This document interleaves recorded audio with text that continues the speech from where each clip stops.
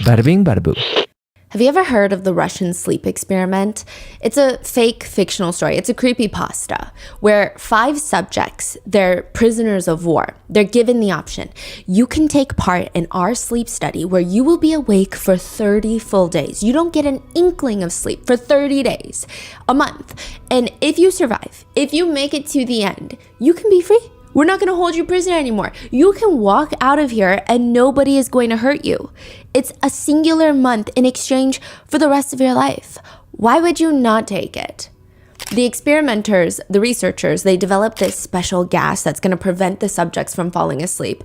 And the first 5 days, everything goes well. They hardly complain. They're like, this is the best thing ever. We're going to be free in 25 days.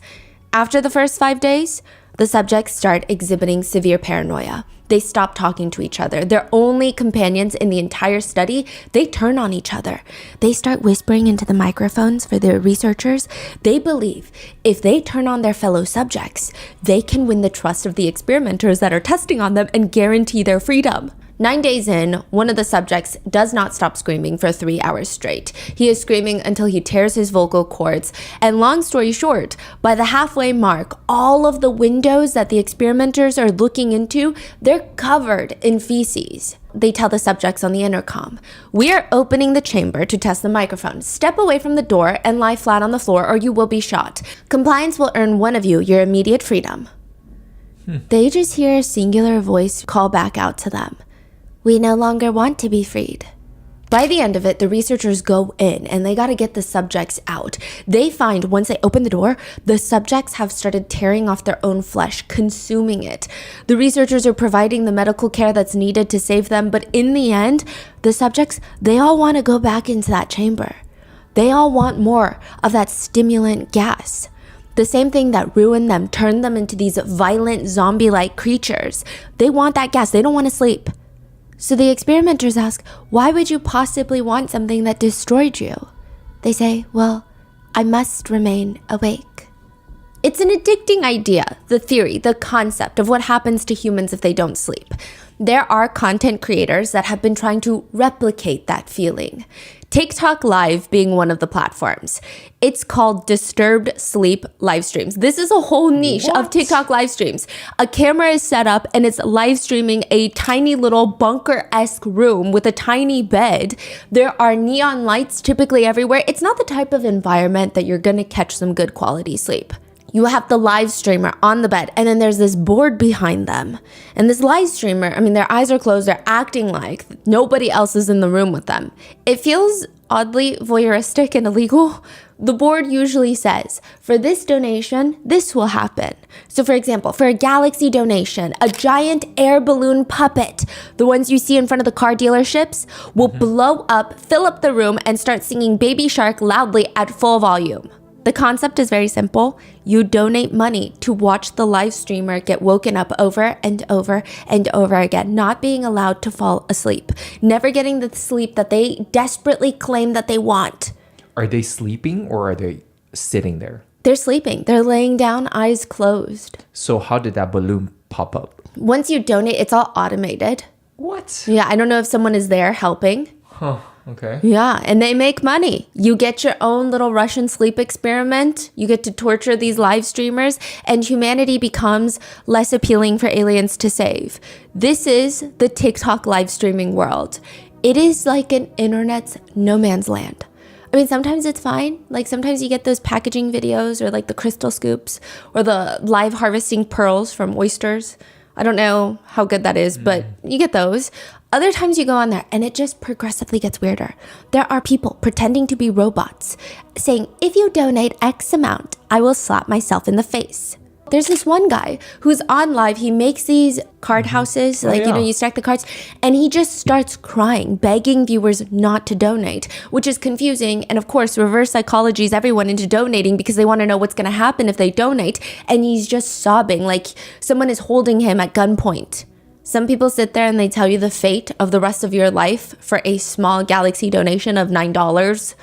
I mean, it is the place to breed insanity. And as of recently, a woman named Ash Trevino becomes one of the more perverse additions to TikTok Live.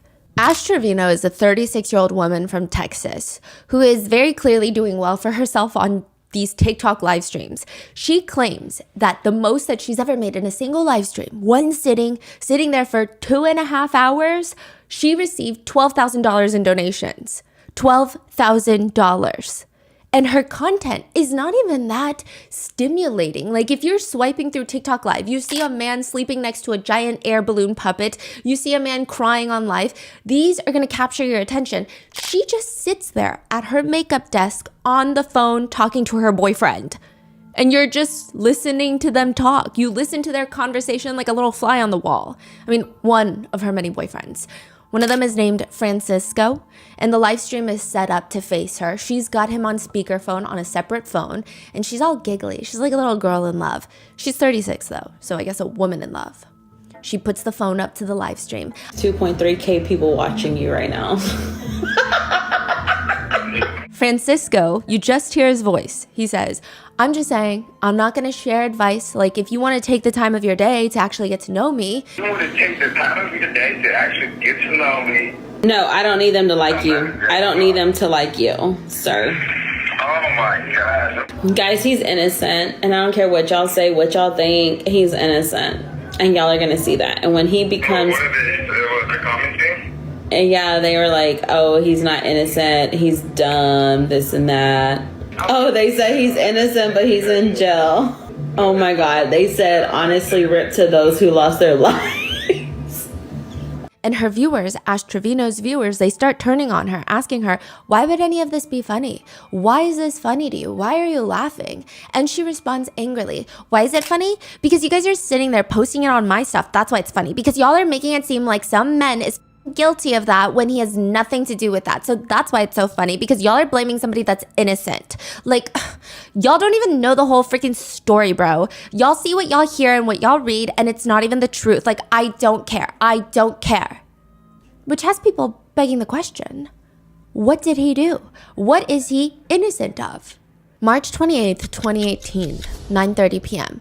The King County sheriffs are called to this apartment complex. It's a big apartment complex. It's one of those where you have multiple different units, multiple different buildings and facilities. And the police, they know why they're called to the apartment. But even when they get there physically, it's like every single resident came out of their unit and now they're just running. They're scrambling. People are running every which way. The entire apartment complex feels like all hell has broken loose. The police go straight to the place where everybody is running away from. They go straight there. They're going in the opposite direction. They get to the side of the apartment complex, and on the pavement, they find two bodies laying there soaked in blood. Two teenage girls, 13-year-old Elizabeth Juarez and 19-year-old Eviana Cortez. And now the question that police have is, why would anybody want to kill two teenage girls?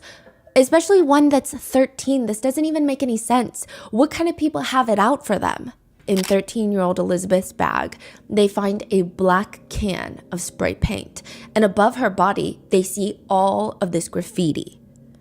They're called like gang tags. You mark your territory, essentially, street gangs will, by graffitiing their symbols, their names, their street names, their gang names, their acronyms. And it has been reported that Elizabeth, 13-year-old Elizabeth, was part of the South Side Locos. It's a street gang. And I say was a part of very loosely because she's 13. I barely knew what I was doing at 13. The last thing that I had the mental capacity to do is pledge my loyalty and life to a gang. But apparently, she had seen that a rival from an opposing gang, their rival street gang, was moving into their apartment complex. And prior to moving in, they had come in and graffitied their name, ULK, all over the apartment complex. So as the rival gang member, she goes and she just starts crossing it out. She crosses out their acronyms, crosses out their names, and that is perceived to be a direct threat. Somebody sees her doing this. Now you're gonna think, if you see a little 13-year-old girl graffitiing on the side of the wall, even if you're a part of the opposing gang, I don't know, aren't there codes of conduct? Don't harm children. Would you not just think to yourself, what has this 13-year-old gotten into joining a gang? But no, she is shot and killed. Along with her, Eviana Cortez, who just happened to be there that day. She had nothing to do with the graffiti. Elizabeth is shot in the back of the head and the back of the left thigh. Eviana is shot 4 times to her stomach, leg, and left ear. They are both pronounced dead at the hospital. So he lives there and he just walked out and opened fire?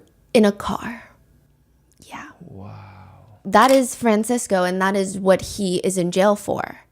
This is the person that TikToker, if you can even call her that, viral train wreck, Ash Trevino, is dating and is live streaming, talking to on the phone while he's in prison for these crimes. They said RIP to the people who lost their lives, and she's cackling. She claims that he's innocent, but is he really? 19 shell casings were found at the crime scene, and Francisco's DNA was found on those shell casings. In Francisco's apartment, they find a revolver, a 9mm magazine matching the shell casings left at the crime scene. They find a laser sight for a handgun to help aim. They find loose ammo as well as writing that confirmed Francisco's gang affiliation. They find messages and photos referencing the double homicide on his phone. In one video that Francisco takes, he is at the memorial for both of his victims. This is days after the murder, allegedly saying, "Man, shows you the repercussions when you with a G-man. You already know what it is. ULK, his gang name." It is believed that he sent this video to fellow gang members on Snapchat. They also found messages from another gang member to Francisco, sending a picture of Elizabeth with the words RIP little one, to which Francisco's account responds, "That bitch." 13-year-old. But another aspect to this case that makes people feel like, yeah, sure, but he's definitely guilty. He's got quite a list of crimes that he's been convicted for aside from the double homicide. Tampering with evidence. He tried to intimidate a minor to take the fall for a gun that was found in his car. He has 2 convictions for assault, one of which took place in the jail. The reason that he assaulted a fellow inmate is apparently a guy walks into the unit. Turns out he's part of the rival gang, and without any provocation, Francisco takes off his jail slippers and just starts jumping on this man, punching, kicking him, throwing him onto the ground out of nowhere. Aside from that, the 4 assault cases, the witness tampering case, Francisco is already in prison for another murder that he has been convicted of another rival gang member. So he murdered 3 people? Yes. He is connected to 3 separate murders, 4 assault cases, 1 case of tampering with a witness. The prosecutors wrote this about him. Given the defendant's brutal course of conduct and disregard for human life, the defendant clearly presents a substantial likelihood of danger to the entire community. He is in prison, but somehow that is exactly what TikToker Ash Trevino wants in a romantic partner. She likes to date men in prison that are accused of doing heinous things and documents all of this on her TikTok live streams. Netizens are getting involved in real time to try and call the authorities to get her children taken away from her and her prison boyfriends. They want to save her kids from her. Her being Ash Trevino, the now infamous inmate hopper.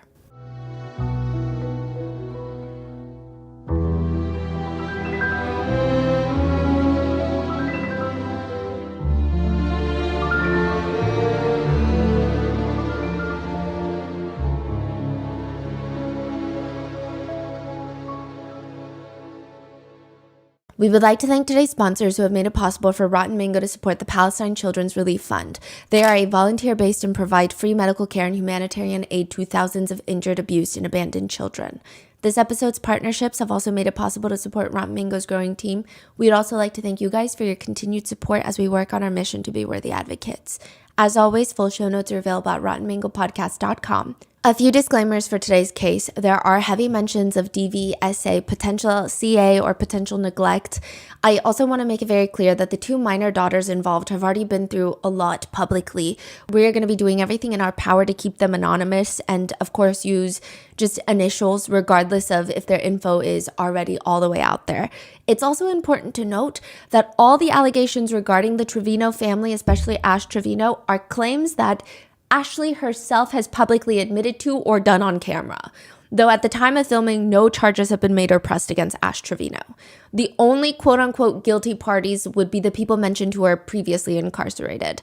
Any and all opinions, commentary, and theories are netizen-based and not personal. We're just trying to report on all online sentiment and aspects surrounding this case. I will have to say that I embarked on this brain-rotting journey that is Ash Trevino's lore, believing that it was going to be an episode for my other podcast, Moral of the Story, which I'm going to link below. A lot of you guys have been messaging me that it's the perfect cleanser, if you will, almost for mental health after some of these recent RM cases. But the more that I started jumping into the rabbit holes of court documents of her boyfriends, two things occurred. I believe that she is a danger to her children and perhaps even society. And two, I feel like she has laid eggs in my brain. I feel like my IQ has dropped at least 10 points after listening to her live streams. So with that being said, let's get started. In the past few weeks, the internet has collectively band together to get a CPS case opened on a TikToker named Ash Trevino. Ash Trevino is, I want to say she is constantly live streaming. It's like being a CCTV camera on her phone, just a wall camera, a fly on the wall. How old are her kids? She is 36. She has two daughters that are 16 and 13. And she believes that the internet is unjustly trying to get them taken away from her. Ashley addresses this in a live stream saying, Y'all are really trying to get my kids taken from me, and it's not going to happen. Do you know how many CPS cases I've had on me in the last 4 months, and I still have custody of my kids? Like, you do understand when you call CPS, you have to have actual proof that they're in an unfit condition, right? You do understand that, right? For those of y'all that love to call CPS on me, y'all do understand. You have to have proof that my kids are in harm's way, my kids are this, my kids are that, y'all really have to have proof. So here is the list of proof that netizens have gathered against Ash Trevino. Did she just brag about she had 20 cases Yes. on her? And nothing has happened. That's her biggest flex, biggest accomplishment, is evading CPS, falling through the cracks of CPS. In the state of Texas, one of the main things CPS workers are looking for is kitchen and food availability. The guidelines are along the lines of kitchen should have healthy, readily available food. CPS looks for balanced food options like fruits, vegetables, dairy, and proteins to ensure proper child nutrition, which some netizens are pointing out that it seems like the entirety of the food consumption that Ash eats. I mean, there are fitness gurus who have done 40-minute videos on Ash Trevino's diet, just critiquing the way she eats. Her main consumption is hot Cheeto and bean dip. Bean dip, because I'm the bean dip queen. Ashley does these massive grocery hauls that netizens have been dubbing the Red 40 haul, Red 40 after the chemical coloring, because she will spend nearly $800 at the grocery store and just come home with different variations of hot Cheetos and sour candies, which I will say, not having access to healthy produce or fresh food is a big problem, especially in the state of this economy. And I don't think that netizens should dictate what other people eat or don't eat. But a few things. Ashley is a mother, and it's typically a natural want for parents to want to feed their kids fresh, healthy meals that are nutritious. But if she does not have the financial resources, that's one thing. But she is spending $700, $800 on chips and snacks during these grocery hauls. There is not a fresh leaf in sight. $700? Like, and she lets you know. 100 bags of chips? Yeah, she'll read you the whole receipt. She'll show you the receipt. She loves showing people how much money she spends. $738. Which naturally angers a lot of netizens. A lot of netizens feel like if I had $800 to blow on groceries in a single trip, I would get my kids everything fresh and nutritious. I would get them so many eggs. In another live stream, her kids are talking about how they want Ashley to make food for them tomorrow. And she's shocked. She's genuinely shocked on the live stream. Oh, y'all want me to cook tomorrow? Both of y'all. She gives both of her kids a death glare. Like they have asked her to sacrifice her life for a bag of tennis balls. Netizens point out they have never seen her daughters eat a home-cooked meal. Ever. And they suspect that her two kids are probably suffering from a lack of nutrition. She also eats chips in a very interesting way, or at least a few times she has. She gets the chips in her hand and she throws it back like she's taking a shot. And one comment reads, "She's eating chips like she's taking a damn vitamin and it's taking me out." Yeah. But I guess one could argue, I mean, at least her kids are being fed, right? I guess. The next thing CPS looks for are appropriate sleeping arrangements. This is a big one. Infants need safe cribs, free of blankets and toys. Opposite Children over 6 years old should typically have separate rooms, and bunk beds must have safety railings for younger children. When Ash is doing a live stream, she's showing off her apartment. She does a quick peek into her daughter's room. They share a room, 16 and 13. And netizens are very quick to point out, wait, is that a singular air mattress on the floor for both the girls to sleep in? Just a singular air mattress in the room for both of her daughters to share. When netizens start pointing that out, Ashley states that they're not staying with her, implying it's fine because they're only here once in a while. They're staying with her parents. And again, not being able to afford proper furniture for children is not something that parents should be ashamed of. It's very difficult to provide the necessities these days. But Ashley should be ashamed. She gives her daughters an air mattress, not because of her lack of funds. It is her gross misappropriation of those funds. It's estimated that on her live streams and gifts donations alone, she brings in around $1,000 to $2,000 in a singular day. $1,000 to $2,000 a day. She says the most she's ever brought in 2.5 hours was $12,000. She's constantly on TikTok lives doing these hauls. She shows off her new shoes. She's unboxing it. They're slippers. They're house slippers. And she says, these are not Temu. Trust me, I wish they were.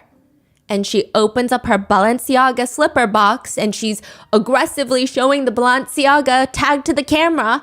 All my name brand stuff is actually name brand. Even when she does a makeup haul, she's insufferable. She says, I only spent $395 at Ulta. I was just putting things in the bag. I wasn't even looking at the prices. I literally thought that I was going to spend $1,000, but no, I only spent like $400. She says things like, $3,000 is like dirt to me because I don't need it. It's trash, but if y'all need it, I'll throw it to you. She gets herself the newest iPhone in pink because, of course, Miss Ashley Trevino is a pretty little princess. She goes to purchase a Louis Vuitton purse, and I'm not entirely sure why she chooses this purse, but it's quite literally a carry-on bag. She just buys a giant-sized duffel bag, but uses it as a purse. She just always has it like on the crook of her elbow. And she just starts carrying around a Louis Vuitton travel bag to the point where it has sparked a trend on TikTok where people say, I'm Ash Trevino and I'm showing you my outfit for the day. And they're hooking on literal suitcases to the crook of their elbows because it's just the most... Is it like a tote bag or? No, it's a duffel with the two short handles. Yeah, the Louis Vuitton duffels. Actual duffel bag. Yes, an actual duffel bag. It's like the size of her. Huh. She said she paid $3,000. I guess she paid that much to look ridiculous. There's also a clip of her where she's seen out shopping and she has this little Louis Vuitton bag. And it's not a purse, it's the actual shopping bag, indicating that she just got out of the store. And when she sees somebody recording her, she places it straight in front of her and starts swinging it around. It is the strangest thing. She says, I kid you not, I already bought 2 Louis purses over $6,000 within a month, couple weeks. Sunglasses from Louis, my apartment. I'm telling you, it's good money. She's talking about TikTok lives. She brags about spending $327 at the Cheesecake Factory for 2 people, which I will be real with you. The Cheesecake Factory is not cheap, but it's also not that expensive. That is crazy. Mm-hmm. But she can't afford beds for her kids? Her explanation to netizens, and I don't know if she's going to have a chance to explain this to CPS workers or if they're even going to ask, but I digress. She explained. For sure, but now that I know that they fixed up their room, you see the LED lights? They fixed up their room. They brought their cajones back from my mom's house because they had their vanity stuff over there. They brought everything back. So now I'm going to buy them a bed for Christmas. But I'm going to get it before Christmas. But I don't know if I should get them bunk beds because they're older or if I should get them one bed to share. That's crazy. Yeah. She says, additionally, this excuse is brought up that she's just not sure which bed to get them, and that's the reason that she's stalling from purchasing a bed. But she continues to spend so much money. She spends, I would assume, thousands of dollars every single week on DoorDash, Ubers, and Airbnbs, as well as alcohol. Like she's living at different Airbnbs? Yes, she just loves to go to different Airbnbs and just party with 19-year-olds that she meets on TikTok. This is a 36-year-old woman. This is oddly infuriating, but it's not just material goods that she's purchasing. At one point, Ashley leaves her kids at home to go to Disneyland.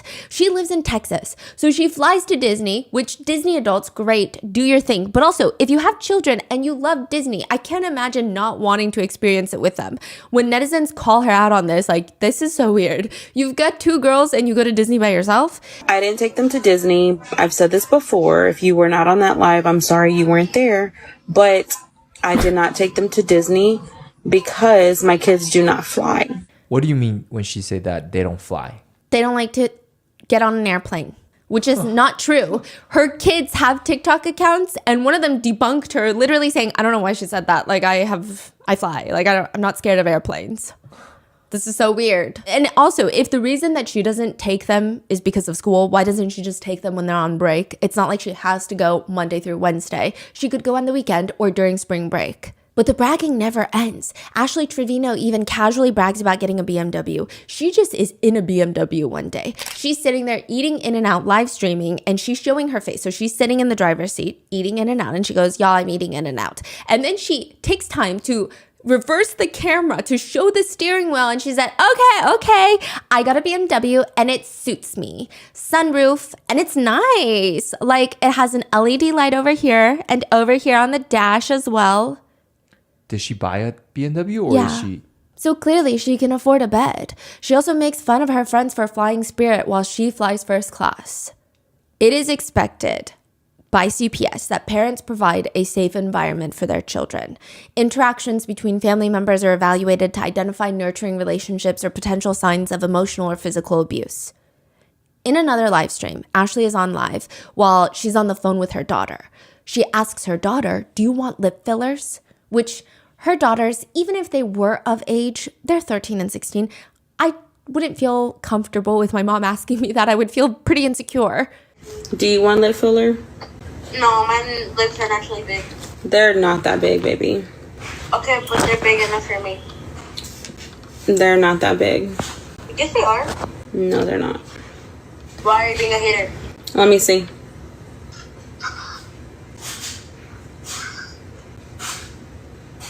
They look like the same size as yours. No, they don't. Mom, yes, they do. And no, they don't. She's FaceTiming her daughter and smirking on the camera at her own daughter's lips, and she's scoffing. In a separate live stream, she's on FaceTime again with her daughter, and her daughter says, my nose is so perfect. This is a little taken out of context, and I'll explain, but it has gone viral. Yeah, my nose is so perfect. No, your nose is not perfect. Your nose ain't either. Bye.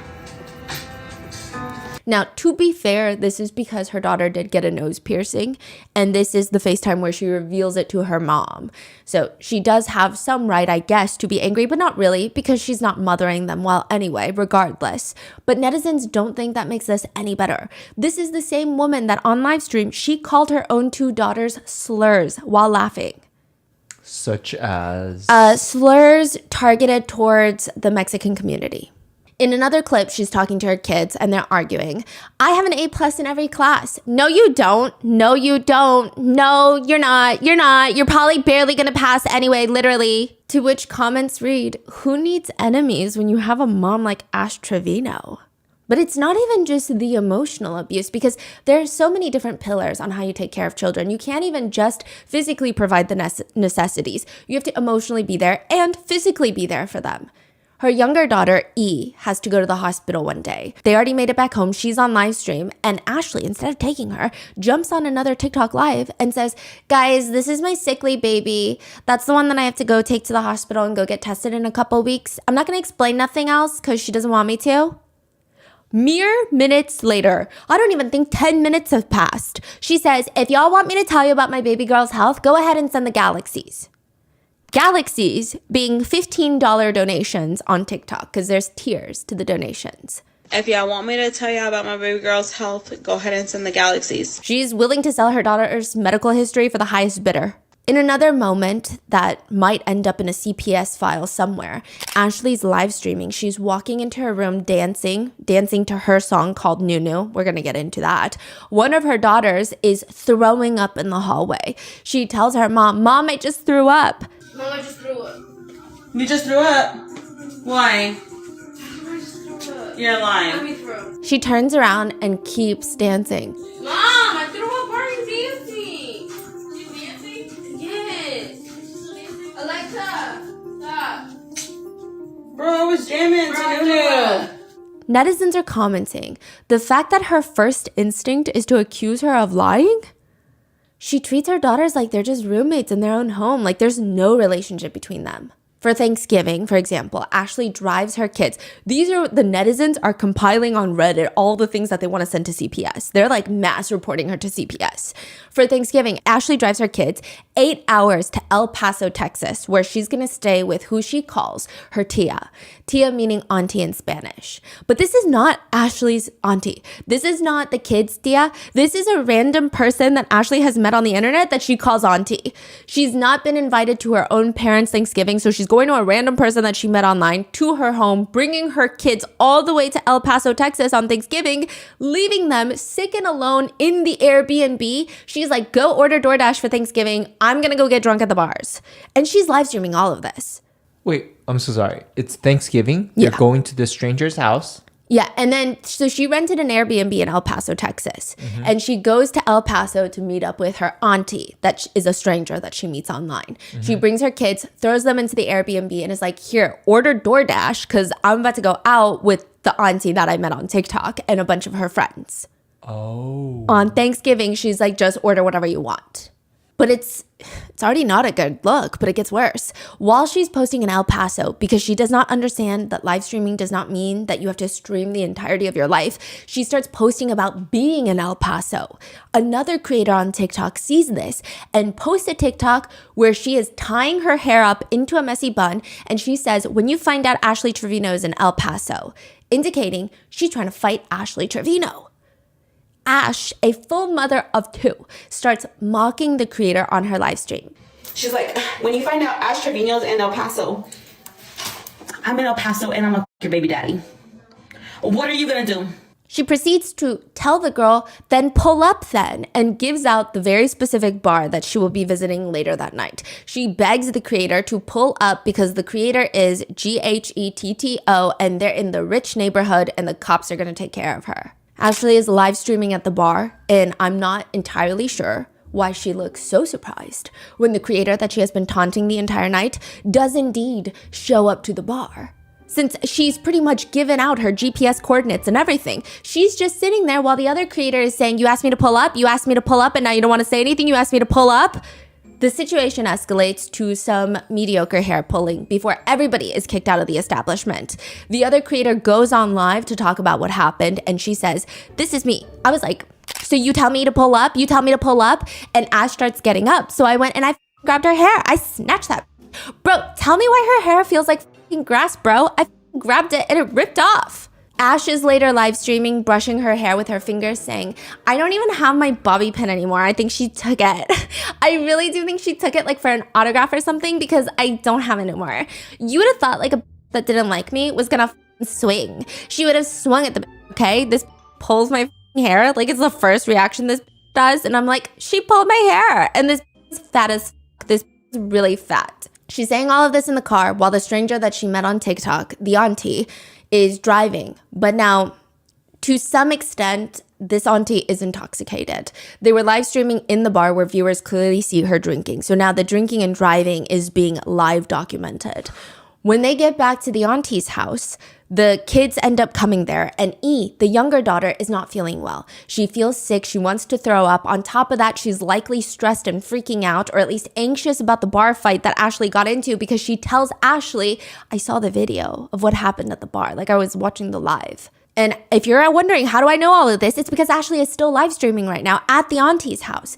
And when they're at the Tia's house, when the night is over, the Tia's ex-boyfriend and his new girlfriend come over and a whole fight breaks out. Ashley is live streaming. You can't see too much. The cameraman is not doing their job because they're in the middle of the fight. Eventually, Ashley decides to call the police, but she's still live streaming. She does not turn it off. She does not mute her phone. She goes on to tell the police that they need to hurry and come, and here is the address. She says her auntie's full residential home address on the live stream. She doxes this auntie's place of residence, but also the place that she brought her children to. The police leave, and the auntie and all of them go back to Ashley's rented Airbnb because they don't feel safe there anymore. Which, side note, this is actually where a viral TikTok clip is formed. Ash Trevino calls her private parts her nunu, and she has this whole song about it. And people have this running joke that her nunu, her private spots, are quite smelly. They don't smell good. And there's this one clip that's been taken out of context. Why does she call it Nunu? I have no clue. Okay. Yeah. And she's asking her auntie, does it smell? Yeah, does it smell? Does it smell? Does it smell in there? Does it smell? Does it smell? Does it smell? Did it smell? Did it smell? And she's asking her like 10 times while she's on live stream. Did it smell? Did it smell? The context of this is she was vaping in the bathroom and she didn't want her kids to know that she was vaping in the bathroom. But that doesn't even make sense because they're in a different live. She was caught giving her kids her vape to use. What? So I don't know why she's asking if it smelled, if she was insinuating something else and then was trying to cover it up with this whole vape story. But it's become this whole internet meme with a life of its own of, did it smell? Did it smell? Did it smell? No, but did it smell? So the group of them, they're now back at Ashley's Airbnb and the daughters are there. Ashley is live streaming and she's standing there chowing down on fries. And you just hear the auntie talking to her because a physical fight broke out to, I don't know the extent, but it seems like to some extent there was domestic violence. This is the auntie's ex-boyfriend that came and a physical altercation took place between him and the auntie. And the auntie, she's dry heaving because it's pretty clear that from the perspective of the live stream, she was harmed physically to some level.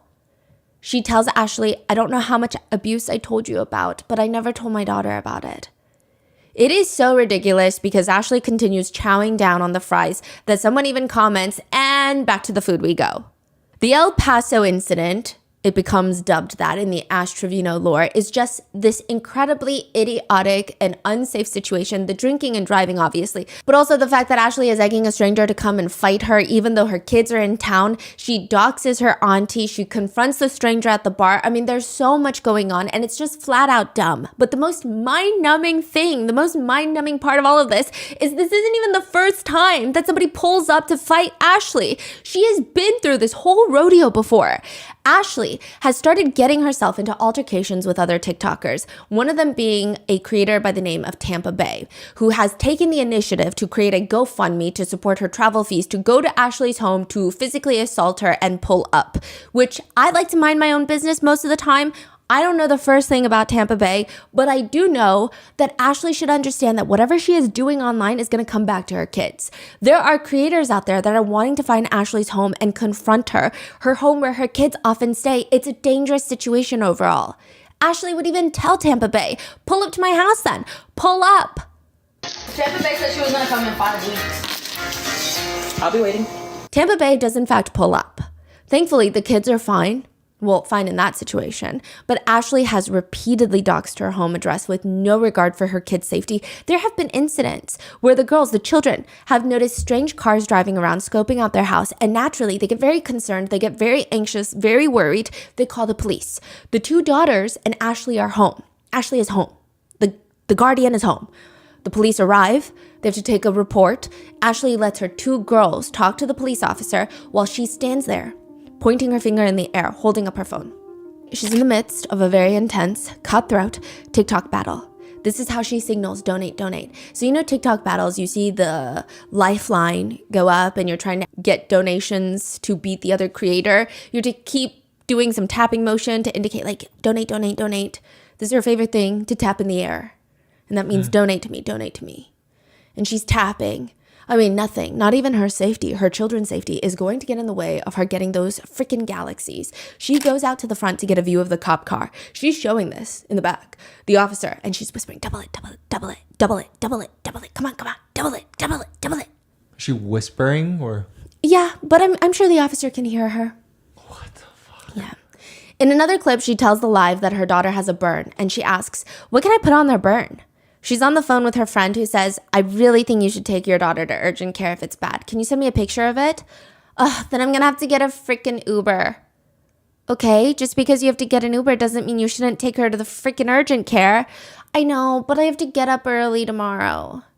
So now she is physically neglecting her children as well.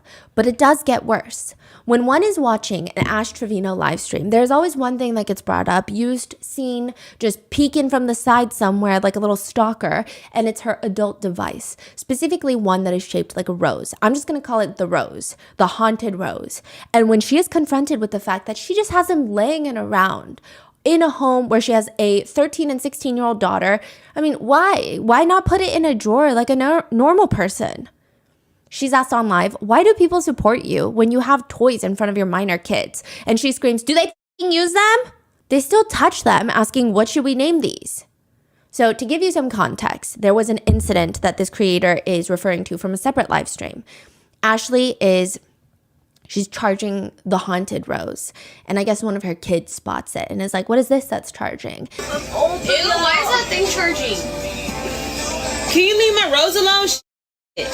Bro, leave my rose alone. She needs me in a little bit. And the daughter asks, what's her name? Who? The rose, what's her name? Oh, I haven't named her yet. What should we name her? We should name her H. She says her name. Her own name. The daughter says her own name. Because she's 16. She doesn't know what's going on. And the mom says, ew, I don't want to name her that. Ashley just has this strange belief that is so untethered from reality that if she says something during a live stream, it just goes floating into the ether. It can never be used against her. She admits to her viewers on live that she used to have this crazy animosity towards her eldest daughter. She says she didn't even like the fact that her children's father always paid more attention to their daughter than to her. That is wild. Because it's a little child that needs a lot of attention and care to fully develop into a functioning human being, and that is the responsibility of both parents. But to Ashley, this is rather unacceptable. One of the 7 deadly sins, if you ask her. She claims that she would get so upset that she would grab her daughter H by the hair and yank her to the ground. And she's saying all of this proudly. Haley literally has been through, like, the bottom of her life. Like, I'm telling you, whenever we lived with her dad, I used to pull her by the hair because I was so mad at her. Like, I feel like he loved her more than he loved me. And so, like, I took my anger out on her. And she doesn't even, like, hate me for that. Like, she doesn't even remember that. Netizens are threatening, if not already dialing CPS on Ashley for that clip alone. They're commenting about how crazy this is that she's jealous of her own child. Ashley decides to then further address the situation on a separate live stream, clarifying. By the way, she's doing her makeup while clarifying this very serious allegation, and the beauty blender she is using is the biggest makeup sponge I've ever seen with my own 2 eyes. It's the size of a dish sponge. But that's neither here nor there. She continues, she states, was I hit as a kid? Yes. I was always hit as a kid. That's why I wouldn't hit my kids. I never abused my daughter, you guys. What I said was I would get mad at her. Yes, I would. I pulled her hair. Yeah, but I never abused her. I never hit my kids, you guys. That's one thing y'all need to understand. The only reason that I pulled her hair was because she ran from me and I tried to grab her, and instead I grabbed her hair. I never abused my kids. I never hit my kids. If you ask my kids if I hit them, I don't hit them. That's why they don't listen to me. And this was when she was little. This was a long time ago. I don't care. Y'all can sit there and call me an abuser, call me what you want, but at the end of the day, my kids know I never abuse them. They never have bruises on them. If anything, I bribe my kids with money. But then on a separate live stream, she'll also admit that she almost went to jail. She says, how did the glass break? So I'm implying, I'm deducing that there was some broken glass and everybody was asking her about it. She said, I threw the glass. I broke my phone too. My phone's broke right now. 2 days ago, me and my daughter got into it and she threw a chair at me and my leg is bruised. She put her hands on me and I already told her, stop putting your hands on me, bro. This is not the first time she's done that. We can somewhat decipher that she threw her phone and some sort of glass object. And she does even more alarming stuff. These are all the things that people are trying to report to CPS. Ashley is on the phone with a romantic interest of hers. He's on speakerphone and Ashley has her daughter right next to her. The guy asks her, hey, can I ask you a question? Can I take it to my crib? Sure, go ahead. Just don't fucking take advantage of my daughter. Wait, what you said? Just don't make me a grandma. What? yeah, exactly. Okay. It just reminds me very much of Jennifer Soto. Yeah. Why are you even saying that? Why are you bringing up Woody Allen right now? Yeah. Later on a live stream, she says, it's like one of my kids. She meets a guy. She likes him. Hypothetically, this is what she's saying hypothetically. She wants to do something. The guy asks her, how old are you? She says, I'm 18. I'm 17. She's 15 at this point. Guy believes it. And then I find out, honestly, if I find out my daughter's doing something, I'm not going to sit there and call the cops. I was her age once. I was doing it, so. But the alarming stuff comes in by the types of people that she decides to surround herself and indirectly put in her daughter's paths. She goes on a live stream to talk about writing to Chris Watts, the infamous killer who killed his wife and his 2 kids. Her friend tells her that he's evil, that he killed his wife and kids. And Ashley responds, well, maybe he killed his wife because he's not happy. Here we go. And said that the episode on Chris Watts on some sort of crime show made her fall asleep. What does that imply? Like, It is just rude. What do you mean? 3 people lost their lives and you're falling asleep on the couch? Just turn it off. Why are you saying this? What's happening right now? Do you know what an inmate hopper is? It's someone who likes to date inmates and will jump from one inmate to another. Typically, I would imagine they themselves are not an inmate, so they're, instead of on Hinge, they're exclusively finding romantic partners on writeaprisoner.com. And Ashley Trevino gets known on TikTok for being an inmate hopper. But it really all starts with this very awkward moment when she live streams herself picking up her boyfriend of 9 months from jail while he's being released. wait, is this the one that happened? No, that was a separate person who likes to sleep with inmates when they get out, or she slept with one inmate and it was connected to Wade Wilson because she was like, Wade Wilson, hi, and then would cover. Yeah, it's like a thing. It's a thing, yes. She brings him to this hotel room. There's a giant heart on the hotel bed made out of roses. She has a whole snack basket picked out for him, and he's just walking in, and the whole live stream is uncomfortably awkward. He's ignoring her. He doesn't seem excited to be there. He doesn't even look excited to be a free man. It almost appears by some netizens' perspectives that the prospect of him getting into bed with Ashley Trevino, he'd rather go back into his cell. And the energy, the visuals are just off, and people are commenting. I remember when my ex came out of jail, he literally could not stop touching me nonstop. He would not stop holding me. He would not stop paying attention to me. Jesse showed no interest in her. This is so sad. It is pretty clear that Jesse was likely using her for commissary funds when he was in prison. Even when they live stream together, he looks like he wants to keep a safe 6 feet social distancing space between them. But before you even feel a tiny modest sympathy for Ashley, she also gets upset when Jesse wants to see his own children because she doesn't want his child's mother in his life. Within 3 days of Jesse being out, she's calling him her husband. People are confronting her about the fact that he has his child's mother's face tattooed on him, and they tell her, hey, are you not upset? They're just trying to start drama. Okay, they're egging her on, the netizens. They're like, are you not upset? You don't want your face tattooed on, Jesse? And she gets very defensive. I'm good. I don't need a tattoo to symbolize what I am to my husband. As long as I know where I stand with my husband, we're fine. But she gets his TikTok handle tattooed on her. Not even his name, the TikTok handle. Like, at Rotten Mango, imagine you tattooing that. Wait, she tattooed it on her body? Yes, his TikTok handle. What? The relationship lasts somewhere in the ballpark of 8 business days before Ashley is on live stream ranting, clapping her hands as if we are the ones to blame for this. She says, and that's what irritates me. Y'all think you know him? Y'all don't, bro. I was with him for 9 months, holding him down, and he's talked so much crap about me. The tears that I have to hold back when I see him. Look, he's requesting again to be in my live stream. He's requesting again. Jesse is not a nice person. Jesse is a really mean, ugly person. Y'all don't know what I've had to endure the last 2 weeks, okay? I'm not wanting to bash him. He's not a nice person. Jesse let all these females make him feel like he was just the luckiest man out there. He was just using me for clout because without Ashley, Jesse is not nothing. Without Ashley, there is no Jesse. I made Jesse. She's 36. Later in a video, she responds, why did you guys break up? So she's like reading the comments. Why did you guys break up? Because of social media. A lot of females were in his inbox. I just didn't have the trust. I would tell him I wish he was back in prison because I trusted him in prison because nobody knew who he was. Nobody was writing to him. He wasn't calling them.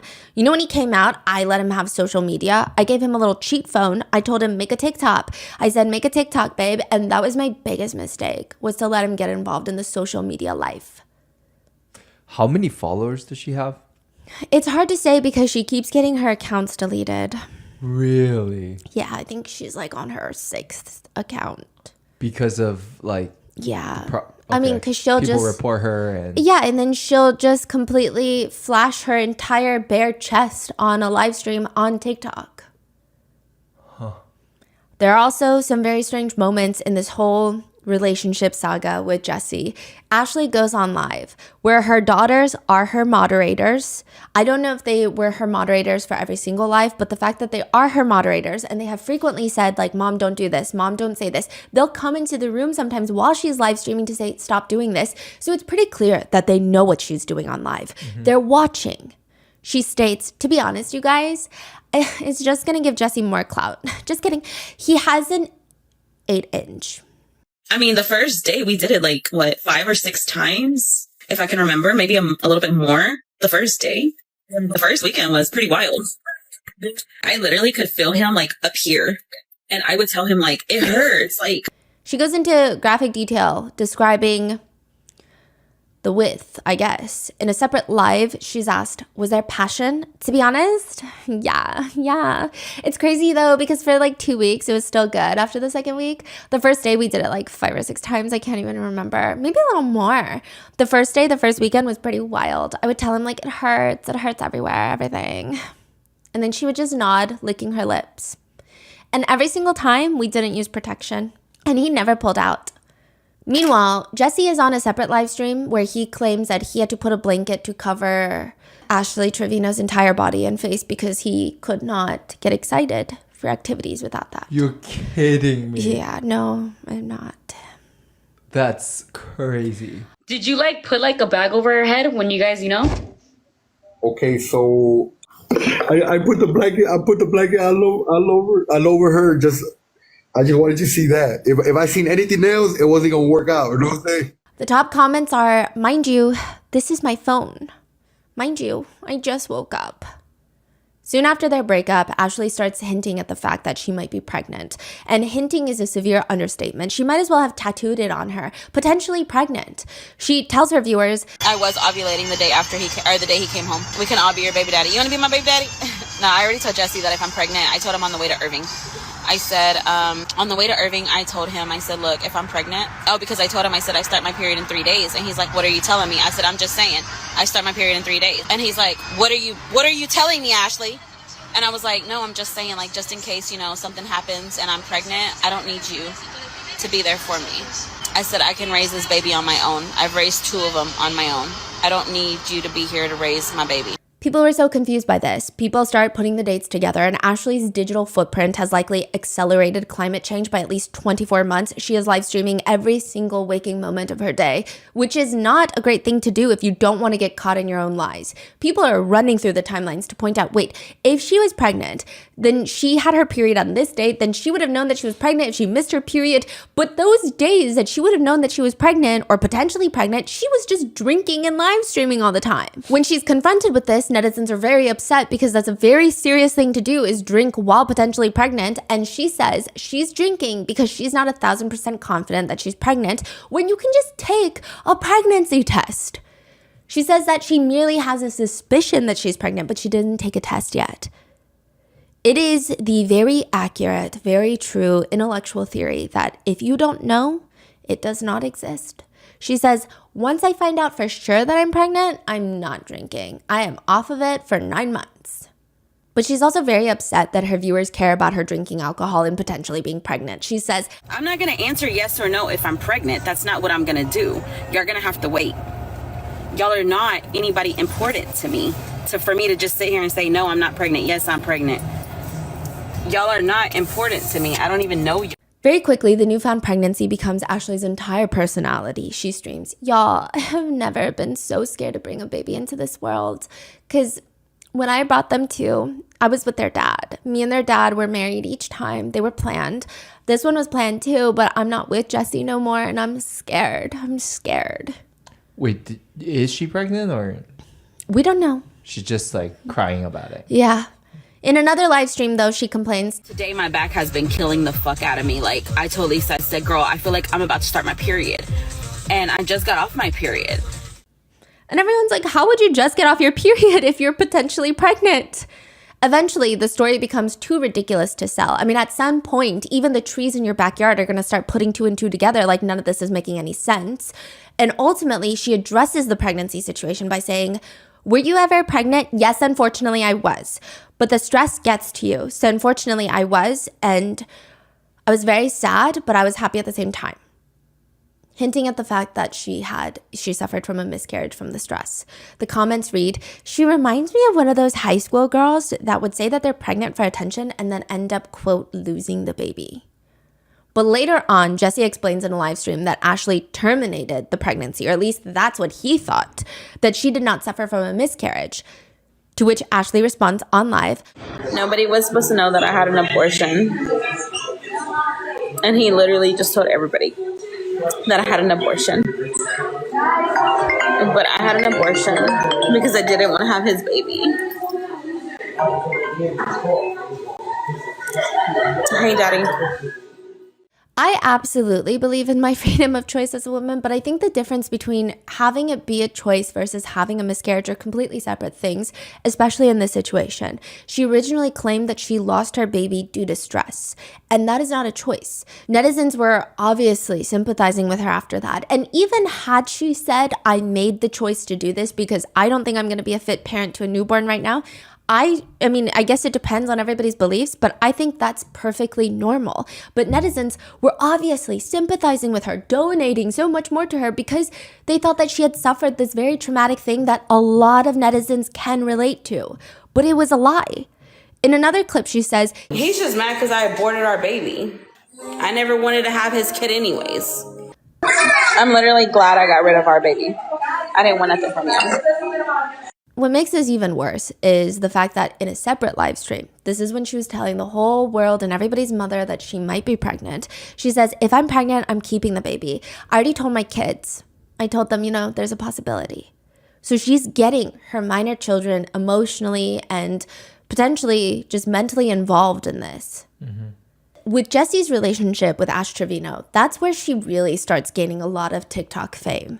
But people find out this is not her first relationship with an inmate. In fact, there was a previous one that she documented heavily through Instagram by the name of Isaiah Gonzalez. This was her previous husband that was in prison. She'd introduced her children to them.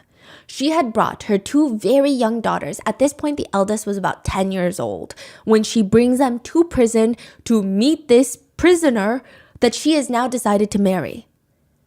How do we know about this? She has documented it all over Instagram and then slowly starts talking about it on live. So through her Instagram, we find out that she's posting pictures of the girls visiting Isaiah Gonzalez. And she writes, we had a great visit today and so blessed that both of our girls were able to go see daddy. This is the part that is so sick and twisted. This is not the girl's biological father, but she almost convinces them, or maybe she's telling them to call him daddy, or is convincing them that this is their new daddy. I don't know. She writes, you can see the happiness on his face. Our first family picture, only one more glass visit until he gets to hug us all. Which I'm not sure you should be taking your children to prison to hug random inmates, but she even introduces Isaiah as the youngest's daddy to the world. She keeps doing this. She's saying this is E's daddy, but he's not. He's not biologically her dad. He's not her dad anything. She posts more pictures of them meeting in prison. They're holding up hand hearts. She's hashtagging it Going Gonzalez because she's trying to marry him and his last name is Gonzalez. And ma'am, this is not a reality show. She'll hashtag Love on Lockdown. My heart is in Iowa Park, which is where his prison is located. But should her heart not be at home with her own two children? She posts another one where Isaiah is holding E, her youngest daughter, in his arms, physically, during visitation. She captions it, today we had the best visit with my husband and her daddy. It's always hard leaving him behind. Again, this is not E's biological father, let alone her daddy, her dad. This is just some random inmate. Love all the time we get with him, and his smile says it all. Just a daddy and his baby girl. It's sad when she runs back for one more hug before we leave, but their bond is unbreakable.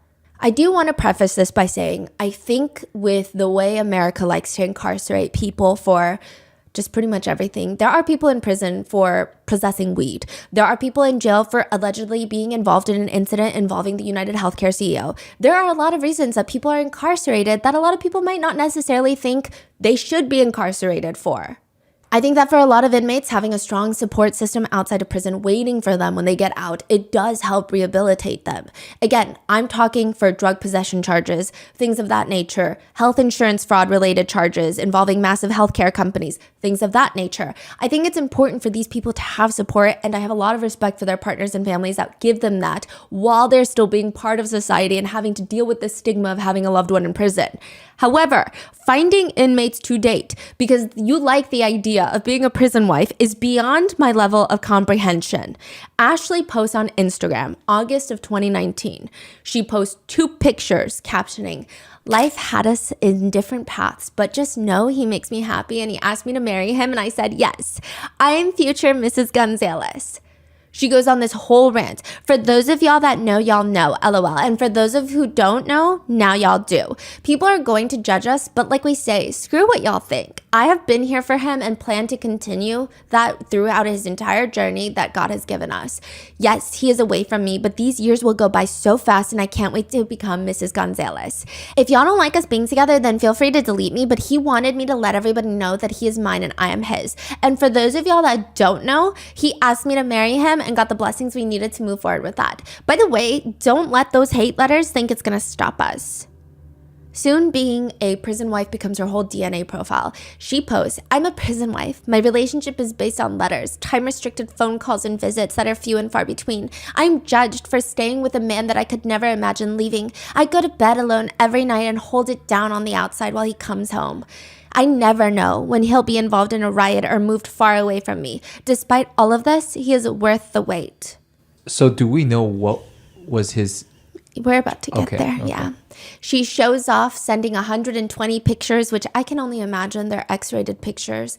She likes to say things like, being a prison wife is expensive, and I'm realizing that now because not only do I have my own bills, I still help him. He doesn't ask me for money though. It's just one thing that if I do, it's because I want to. I feel like it's my responsibility as a prison wife. Which, side note, a lot of inmates have stated that when it comes to picking a pen pal, if they have a choice, they do not go for the girls that are aesthetically conventionally the most attractive. They will go for the ones that they believe are the most desperate, the one that is craving a compliment, dying for attention, because that is who is going to put money in their commissary. It's like a job. You want minimum effort, maximum financial reward. They sit there, write letters. It takes time, but the inmates have time and they get taken care of through financial ways. I don't think Ash Treviro will agree with this sentiment. Yeah, she might think that she is the love of their life, the apple to their eyes. They're all peas in a pod. And if you send pictures, like Ash Trevino has sent 120 plus pictures in one go to be exact, they will 99% of the time pass around those pictures. It is said that they have no respect for any of these. I mean, maybe if maybe an inmate was with their partner before going to jail, they perhaps don't want to share those pictures, but they will pass around pictures.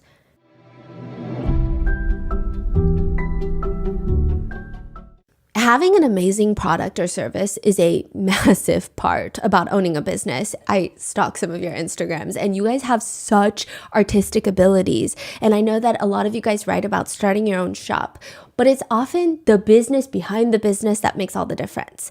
Enter Shopify. Shopify is a complete commerce platform that lets you start, grow, and manage a business. You can create and customize an online store. You can easily sell on TikTok, Instagram, and YouTube with multi-channel integration and optimize sales with Shopify's renowned checkout system. Shopify was truly the backbone of Grandpa Mango's art studio. And since we were an online-only store, we basically wouldn't have been able to sell anything without Shopify. Upgrade your business and get the same checkout Selena Gomez's Rare Beauty uses. Sign up for your $1 per month trial period at shopify.com/rotten, all lowercase. Go to shopify.com/rotten to upgrade your selling today. Shopify.com/rotten.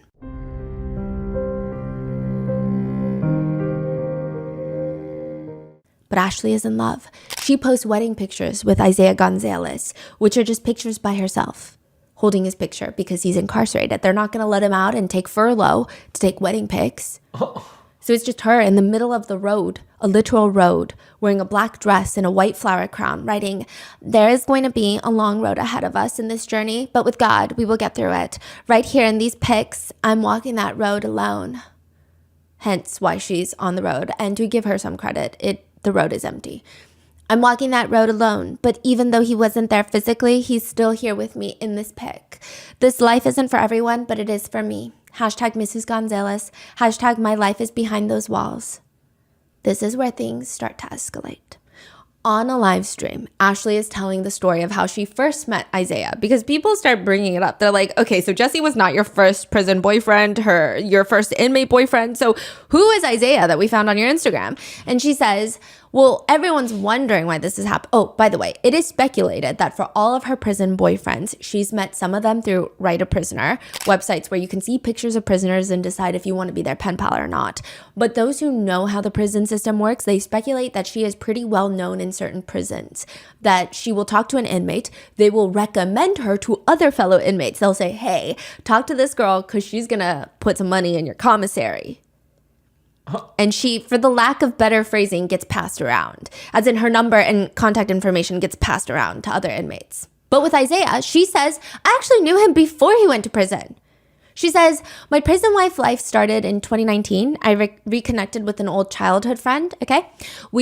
She says okay a lot. She also says just kidding a lot, when she's definitely not just kidding. So, my prison life started in 2019. I reconnected with an old childhood friend, okay? Yes, I am 6 years older than this man. He is still currently serving time in TDC. So we reconnected back in March of 2019. We wrote snail mail letters up until August 2019. Then I set the phone up for this man. On our first phone call, he asked me to marry him. I liked him, so I said yes, and I've known him for years. So after 10 years of not seeing each other, he puts me on his visitation list. I come to go visit him. I drive almost 3 hours, and then we start the marriage process. We get married in November of 2019. But mind you, I was visiting this man every weekend up until 2020. Then COVID hits, and they shut visits down completely in March. I knew him since he was 11. I knew him since he was 11 and I was like 15 or 16, maybe younger, because I was like 15. So he had to have been like 9 when I first met him. They used to go to our church. I remember telling his mom, because I always thought he was a cute little boy, but I was older and I was already dating the kid's dad, so I couldn't be with him, Wait, she said I was dating the kid's dad? Yeah, they were high school sweethearts. So she was dating someone age appropriate because she's 15. He was like 15, I think. He was around the same age as her. And she was interested in a 9-year-old boy. Oh. Yeah, which is very alarming. Wait, I'm so sorry. What is dad? Someone's dad mean? The kid's dad. So she has 2 daughters. Their biological father is her high school sweetheart. Got it. That she started dating when she was 15. But she's saying, when I was 15, I was dating the kid's father. My kid's father, not his dad. But he was 9 and I couldn't be with him, And she says, once I got married, I used to always tell his mom. She used to tell Isaiah's mom. Because he grew up quick. I would tell his mom, like, I'm going to be your daughter-in-law one day. I'm going to be your daughter-in-law one day. And she's like, no, you're not. My son is too young for you. And then in 2019, I reconnected with her son. In prison? Yeah. Which is incredibly creepy. But she clarifies, okay, Isaiah was a minor when we first met, but I didn't date him when he was a minor. I'm not sure how she thought that sentence would help her case. Nevertheless, she gets 3 tattoos of Isaiah on her. One of their wedding date on her finger, Isaiah on one wrist, Gonzalez on the other wrist, and these tattoos are huge. It would be more inconspicuous for her to wear 5 Apple Watches on one hand. It's that aggressively noticeable. Like on top or bottom? On top, and it's just like massive cursive. The whole wrist. And within 5 months, she announces her divorce. But one thing that has always gotten to people is that Ashley explains that Isaiah went into prison at 15 and he won't be eligible for parole until 2032. And if he doesn't get parole, he's not going to be released until 2055. So people are like, that's a very long time for a 15-year-old to get sentenced. 40 years for a 15-year-old to get sentenced. Whatever he did must be really bad because he was 15. So they start looking into his criminal history. 1 count of aggravated robbery, 1 count arson, and 1 count of murder. Sentenced to 45 years in prison. When Isaiah was 15 years old, he was involved in a very, very well, meticulously planned robbery that ends in a man's murder. His friend Ruben was working at an Exxon gas station when Muhammad, his boss, decides he's going to go make a night bank deposit. He's going to take cash from the gas station and deposit it at the bank. Ruben texts his friends, 2 other people and Isaiah, so 3 people. They're in a car waiting for Muhammad.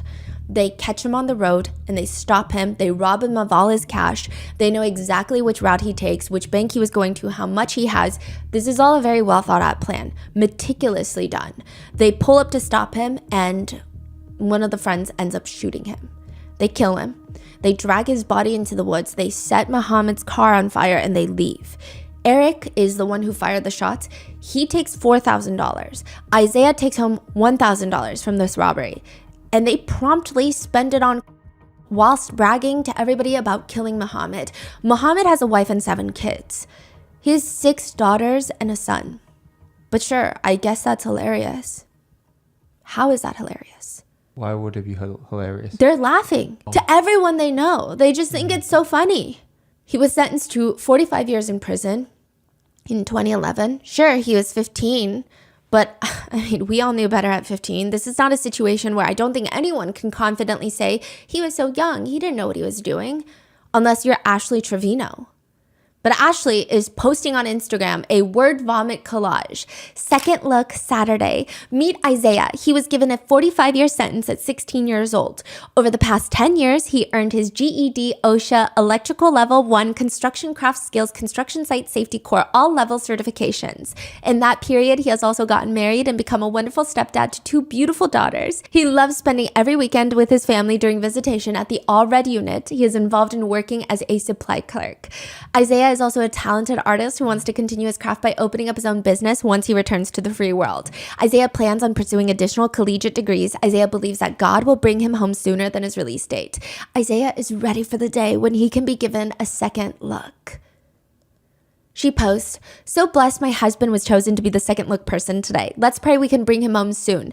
I will continue to do what's needed for him as a wife and will always be his voice. Love my husband so much. Hashtag let's bring him home. Hashtag proud prison wife. Hashtag my husband's biggest supporter." He's a killer. The worst part is Ashley is very proud of all of this. She TikTok live battles with someone talking about her inmate hopping ways, and the other creator says, "That is a lot. How many inmates have you been with? Like 26, you said?" It's like 30 now. Probably 26 in the last 5 years. That is a lot. And she's nodding and smiling like it's something that everyone should do. And they ask her, let me ask you a question. Why do you prefer inmates?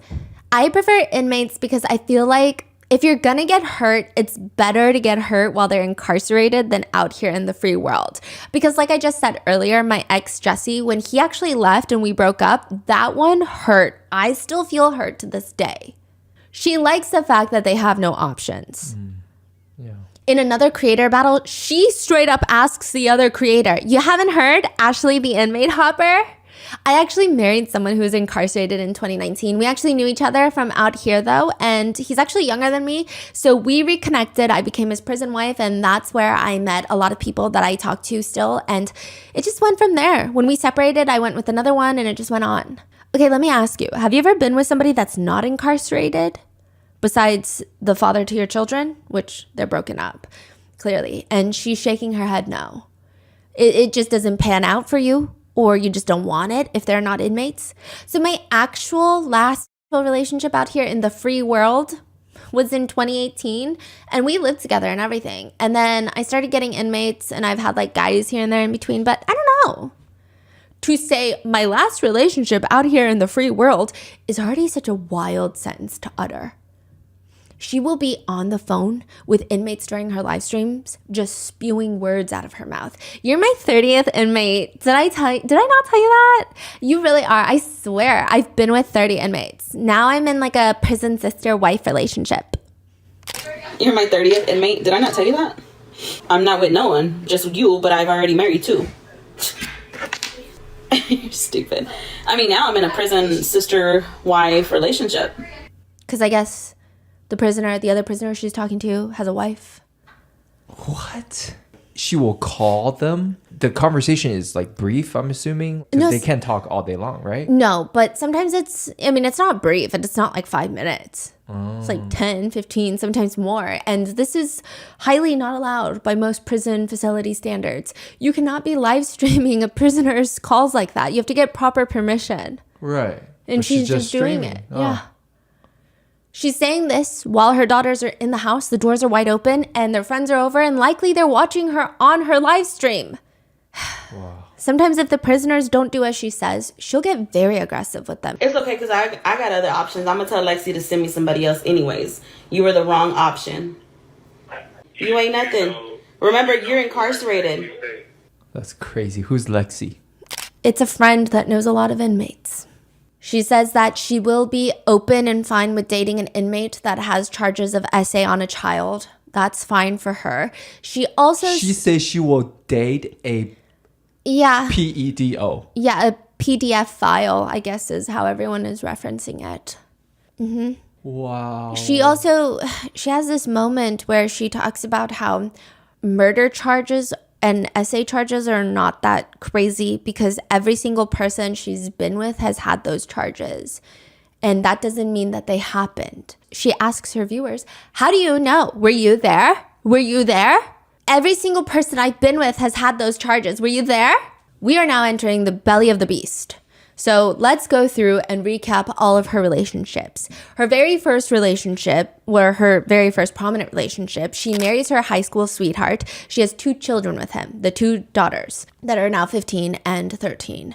They end up divorcing when their kids are 6 and 3 years old. This is in 2015. They've been together for about a decade, and suddenly Ashley is posting onto Instagram. OMG, found this pic from prom of 2006, my high school sweetheart, but now soon to be ex-husband. I will always care about him, and he don't even know that. Hashtag prom 06, hashtag my junior year, his senior year, hashtag I know, get out of my feelings, hashtag he done moved on, which implies that perhaps they're getting a divorce and that perhaps hashtag he done moved on is oddly specific and pretty indicative that maybe he cheated on her or left her or didn't want anything to do with her anymore.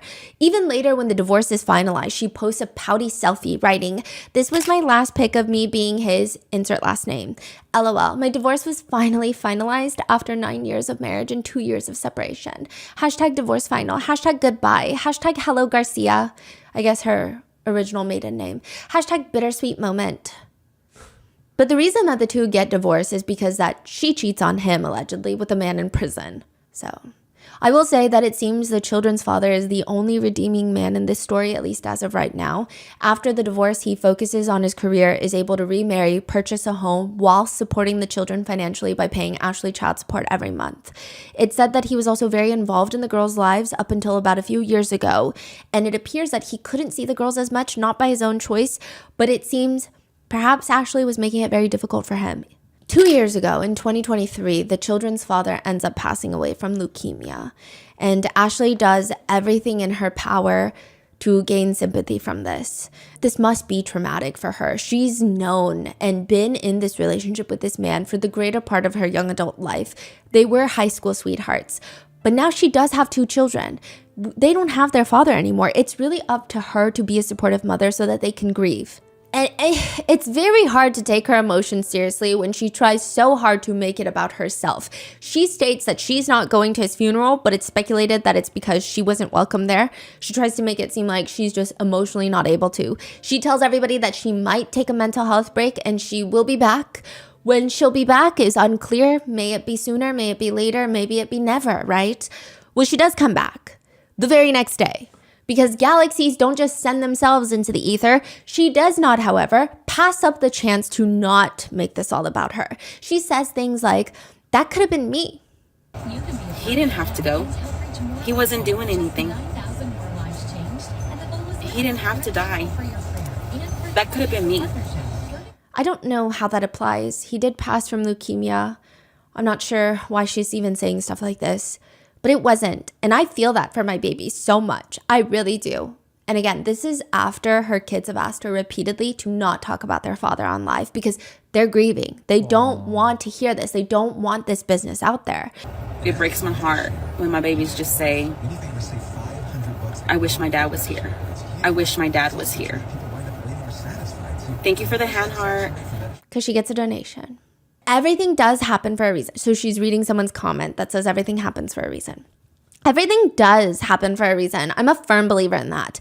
This is a pretty niche pet peeve of mine that I don't even know if I should be saying, but when someone passes away and people try to tell each other everything happens for a reason, I do understand the intention behind it. And in certain situations, maybe it's acceptable, but it's this weird feeling of this person's death is to further the plot for everybody else type of energy. What do you mean everything happens for a reason? It's just kind of, I don't find it to be the most sensitive thing to say when someone has a passing in their life, especially the way Ashley says it. She says, everything happens for a reason. Everything does happen for a reason. I'm a firm believer in that. Firm believer. And that's why I'm saying maybe it took this tragedy for me to open my eyes up and to see what the pain my babies would feel, not only with one parent gone, but with two. No, someone did not pass away from leukemia for your character development. That's not even a coherent sentence, Ashley. But she tries further to make this about her, and I genuinely think that she thinks that this man's death is just part of her character development, character arc, and she has no character arc. It is just a perpetual decline. Nevertheless, she says, whilst kind of creepily smiling, the other day, I tried to leave because I got mad. And H, my daughter, runs after me. And she sits in my car and she's like, you're not going nowhere unless I go with you. I already lost my dad. I'm not losing you, Mom. You guys, my babies are going through it. Like, they are so scared. She's like, I'm not losing you.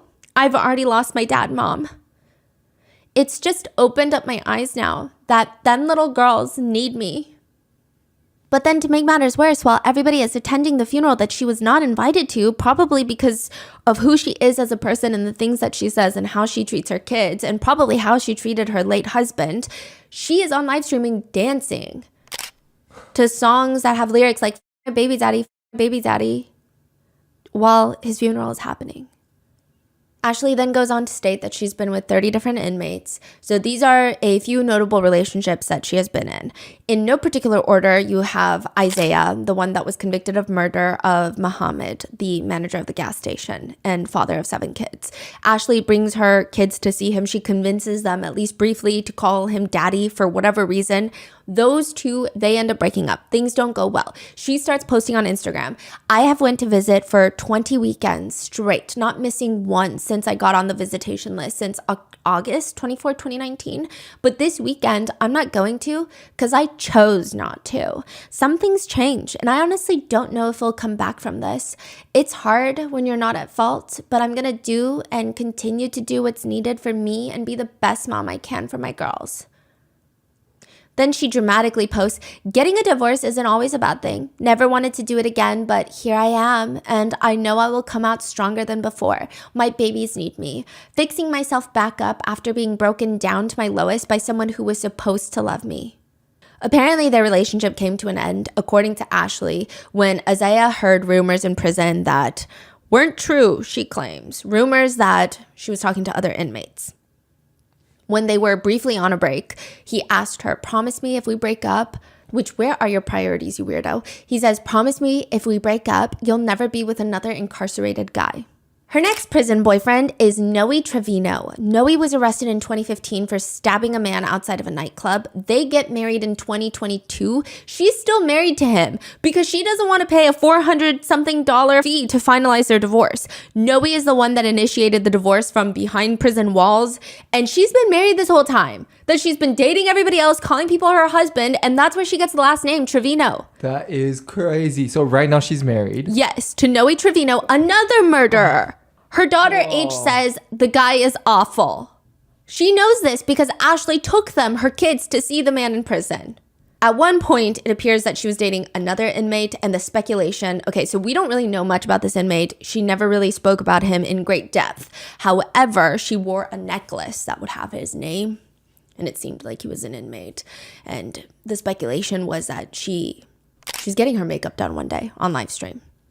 There's 2 girls with her that are doing her makeup and hair, and she is on her phone. So she's got a phone live streaming her, and then she's scrolling on her phone, and she gets some sort of text message, some sort of news, and it's speculated that she discovered news on the live stream that her boyfriend in jail was involved in some sort of jail fight and was probably hospitalized. She just starts sobbing, wailing, "Oh no!" and just wailing. And I do believe this is a sad situation, and prison violence is a conversation that I think needs to be had.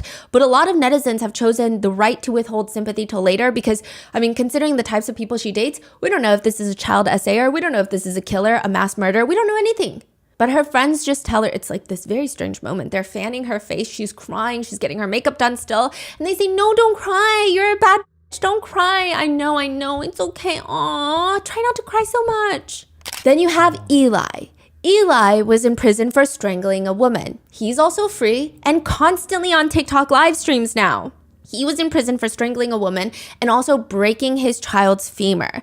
He broke his 2-year-old daughter's femur. His whole excuse for that is that he didn't mean to break his daughter's femur, but they have a bone condition in their family. He says, quote, "It makes our bones more easy to break, so understand that it's not a regular bone." That's the little detail that people are forgetting. It was a mistake. I was intoxicated, but I sat in the hospital all week for her. He slammed a truck door on his daughter's leg. Yeah. Whoa. The femur is the hardest bone in the body to break, so I don't believe for one second that they have any sort of bone condition, and even if they do, this is no excuse. It is the longest, strongest, and heaviest bone that supports and can support up to 30 times the body weight of the person. It typically requires significant force, such as a severe trauma from a car accident, to break the femur. And Ashley exposes that while they were in a flirtatious relationship, because they're constantly live stream battling, they're flirting on camera. This is all public information. Like, he's free now. He's free. Okay. And they're constantly live streaming on TikTok together. They're meeting up. They're doing all these things. And then Ashley, she gets into these fights with her boyfriends, exposes them or starts rumors about them. And I say rumors because we'll get into that. But Ashley exposes that even Eli sent her a text message that if she doesn't respond quickly, it's about to be a DV situation, which he was in prison for strangling a woman. He's also accused of being an SAer by multiple women. And somehow Ashley, well, I guess not somehow, I would expect nothing less from her. She still has a cordial relationship here and there with Eli. They always have this like on and off flirtatious relationship on live streams. They get upset with each other for just the most random things that are not serious. They don't get upset with each other for essaying people, child neglect, breaking daughter's femur, neglecting daughters, nothing. They go and they get upset because Eli will go on live stream and say that Ashley Trevino is built like a juice box. She has a very boxy body shape. But it is very strange to me that they are not upset with each other for the little crimes that some of them are committing. Then most notably, you have her relationship with Francisco, and that is a huge part of the discourse, primarily for how heinous the crimes he committed were, but also because the 2 teenage girls he killed were 19 and 13. One of her daughters is 13. What's especially alarming is that after Ashley live streamed with him, either he himself with a contraband phone in prison or somebody else made a TikTok account for him. I don't know which option is worse, which by the way, he's also in another open case where he gave a prison guard $5,000 to smuggle in 100 pills of fentanyl and 1 pound of amphetamines. They were all caught. So he has another case. He might have a phone. That's what I'm trying to say. I don't know if it's a fan account. I don't know if it's his phone posting his own TikTok fan edits. I don't know which one is worse, but there are videos of him talking on the phone in prison with very specific songs playing. Some lyrics read, "I don't know why, but I fell in love with breaking the law." And it's romanticizing prison life and breaking the law. Her relationship with double murderer Francisco comes to an end, not because he killed 2 young girls, and then another, so 3, one of them almost the same age as Ashley's own children. It comes to its fateful demise because Ashley would constantly show him on her live streams when they were video chatting, letting him speak to her viewers, talking about his victims, laughing that he was innocent, making fun of his victims, which is clearly she's not allowed to be live streaming their calls. He has his video call privileges revoked for 90 days. And that appears to be the extent of Ashley's undying love for criminals. Triple homicide? Debatable. 90 days without video chats is an unspeakable break in their relationship. That is a deal breaker. It cannot be. Then you have Ash Trevino's more recent relationship with someone that she jokes is going to be her daughter's new stepdad. This guy, his name is Santos. He's out in the free world, if you will. The allegation is that Ashley's oldest daughter, who was 15 when this took place, had shown her mom this guy's account of this random small TikToker and was like, I kind of have a crush on this guy. Look at him. He's kind of cute, isn't he, Mom? Which would be a normal, healthy thing for a girl her age to do. Just show her mom her internet crush. That is what it is, just that, an internet crush. But Ashley instantly goes and starts flirting with Santos. She will go on lives with Santos, this random man that she's never met prior to this, didn't even know existed until allegedly her daughter was like, hey, isn't this guy kind of cute? I kind of have a crush on him. So he's not an inmate. He's just a TikToker. Yes, but he has been accused of some heinous things as well. Okay. Yeah, so double whammy. Just talking about how she's going to breastfeed Santos, telling him she's going to breastfeed him on live stream while she grabs her chest and is like jiggling her chest around. Her daughter walks into the room seeing this whole interaction and asks another person on the live stream, some random creator, Ashley is asking, are you jealous because Santos is going to have all of this? And she proceeds to get up and bend over. She tells Santos, you have to put body oil all over my body. Santos even asks Ashley's daughter, how do you feel that your mom stole your crush? To which her daughter claps back, Santos, how do you feel about being bald? Being bald? Yeah, he's balding. Oh. And Ashley just sits there. Why would you ask her that? Why would you ask her that? But does that stop her from publicly doing this and humiliating herself and indirectly her daughter? Although I don't think that her daughter should feel humiliated, I think that everyone on the internet is very well aware that she is her own person and her mom does not reflect her own personality. But Ashley tells her viewers, I've seen his pee-pee and he's already seen my nunu, okay? I've already seen his pee-pee and he's already seen my nunu, okay? This is where the word nunu is born, her private parts. She also releases a song where she's like, you want to know how it smells? As Santos, he know it smell well. Yeah. Are they still talking right now? On and off, not really. Yeah, she goes on to apologize briefly for her actions on the live stream. She said, first and foremost, I want to apologize for my actions the other day. I know I shouldn't have done the things that I did. Out of alcohol, I did. There's no excuse, but yeah, so I'm just going through that right now. It really opened up my eyes, so I apologize to anyone that followed me, liked me, and then stopped liking me after that. I run to alcohol for everything, so I really apologize from the bottom of my heart. But what does she do? Just flirting with this guy so weirdly in front of her kids and saying all these things. But she's not sorry because she continues, quote unquote, dating this guy afterwards. When Santos calls, she'll smile, show the live stream, Santos on the caller ID, pick up the phone. Hey, daddy. Ma'am, you look old enough to be his mother. What do you mean, hey, daddy? How old is he?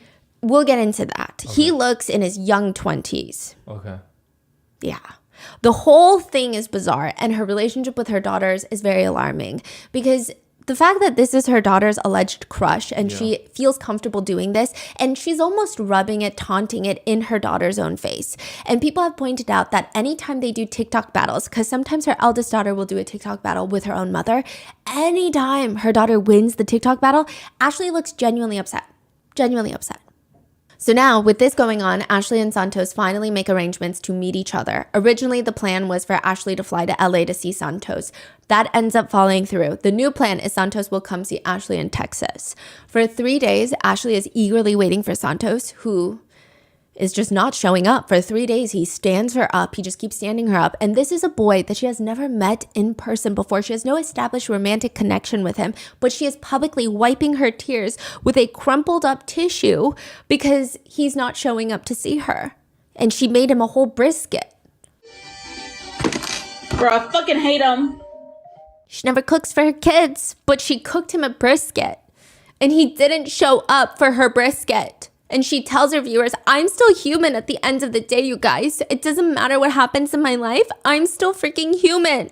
Inevitably, because fate is sick and twisted, Santos does end up making his way over to Texas to stay with Ashley. Her daughters are home. This is her daughter that initially showed her the crush, right? And now her mom is glued to him like a piece of gum. Ashley is latching onto him like a koala. It is the strangest sight to see. Her behavior reminds me of like a middle school relationship where someone is so deeply insecure and must show you that they're in a relationship and they have the emotional maturity of a Brussels sprout. So they just think that if they're physically touching someone, the world will believe that they're in love.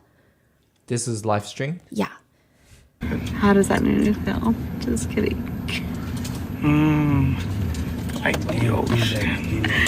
Are y'all jealous because I'm in the same room as him or what? Moreover, throughout the entire live, she just keeps calling Santos her husband whilst biting her lip and staring deeply into the camera. She also has this flirting look.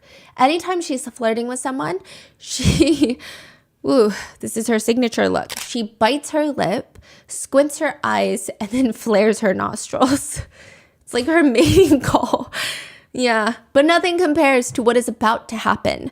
Ashley is going on her very first date with Santos, her daughter's crush. She hires a makeup artist, puts on what I can only describe to be a long maxi dress that is not casual. It reminds me of someone might wear to prom. And they head to a club where they get seats in the back of the club and they order steaks. And all of this is being live streamed and there's just loud music blaring. The bass of the music itself is enough to cook the steak to a medium well. She's asking Santos to cut her own steak because she's dainty and frail. And he's just there talking and messaging other girls whilst there's music just bumping at the club. How do we know that? She's live streaming it. How do we know he's messaging other girls? He's literally, other girls are on TikTok live being like, Santos just messaged me to show up. And I'm like, I'm not going to show up. Yeah.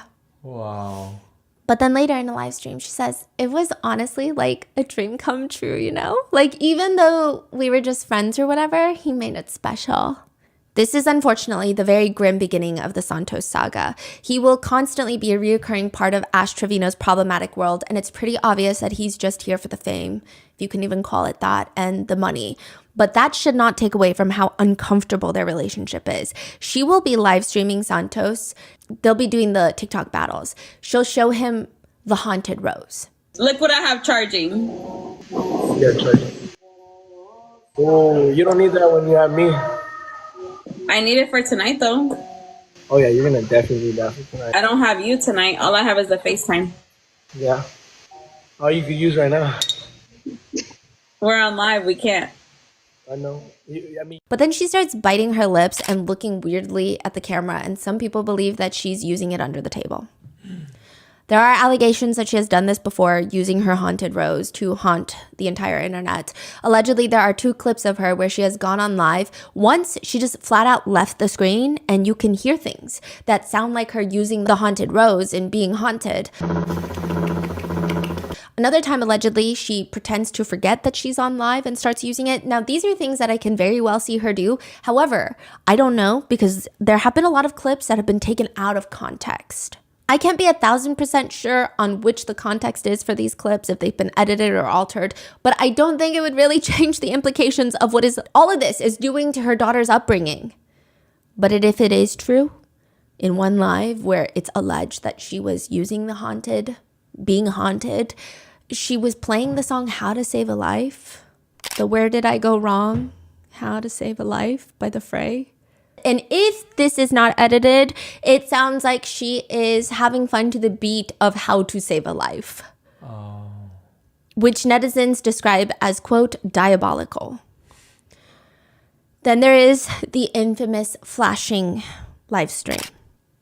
She is live stream battling Santos, and for whatever reason, she decides that she is going to start rubbing her whole chest very seductively, or what I imagine she believes to be seductively, just fully rubbing like she's kneading dough, kneading a pizza dough, while staring into the camera, biting her lips, flaring her nostrils, her usual mating sign. She even tries licking her own chest, and she just does this for over a minute until fully her whole chest is out of her shirt on a TikTok live stream. Wow. She flashes a 19-year-old boy on a live stream. Santos is 19 years old. Ashley is 36 years old. She's flashing him while her kids and likely other kids online are watching. She's double his age. Yes. People find out through Ashley's live streams that Santos is 19. He had claimed to everybody that he was 22. He works as a club promoter. And in most of Ashley's live streams, he's getting drunk. So everybody just assumed that he's at least 21, 22, because he does look very young, especially when next to Ashley. Not that 35 or 36 is old, but she looks much older than her age. The most popular netizen comment is, that is a harsh 35. Saying she aged pretty hard. Now, during a live stream, netizens that did some digging into Santos uncovered that he is not 22, that he's actually 19. They did some digging and they're like, wait, that guy is 19. What's your age, Santos? I'm 19. I could box him. So the age finally comes out. He's 19. And people are spamming in the live stream like, wait, we just discovered he's 19. He's not 22. He can't be a club promoter. He's not supposed to be drinking. He's 19. And he becomes super emotional about the situation because he feels like his whole life is ruined. He starts crying on the live stream and Ashley is hugging him. This is the same woman that refuses to take her daughter to urgent care with a burn, who doesn't care that her daughter is throwing up or sick or anything. She's hugging him and he just wants to be alone. And she's like, shh, no, it's okay. It's okay. She's doting on him and he's just like, leave me the phone. Stop. I got you. I told you that. I told you I got you. I got you. I got you, babe. I got you, babe. Stop. I got you. Stop.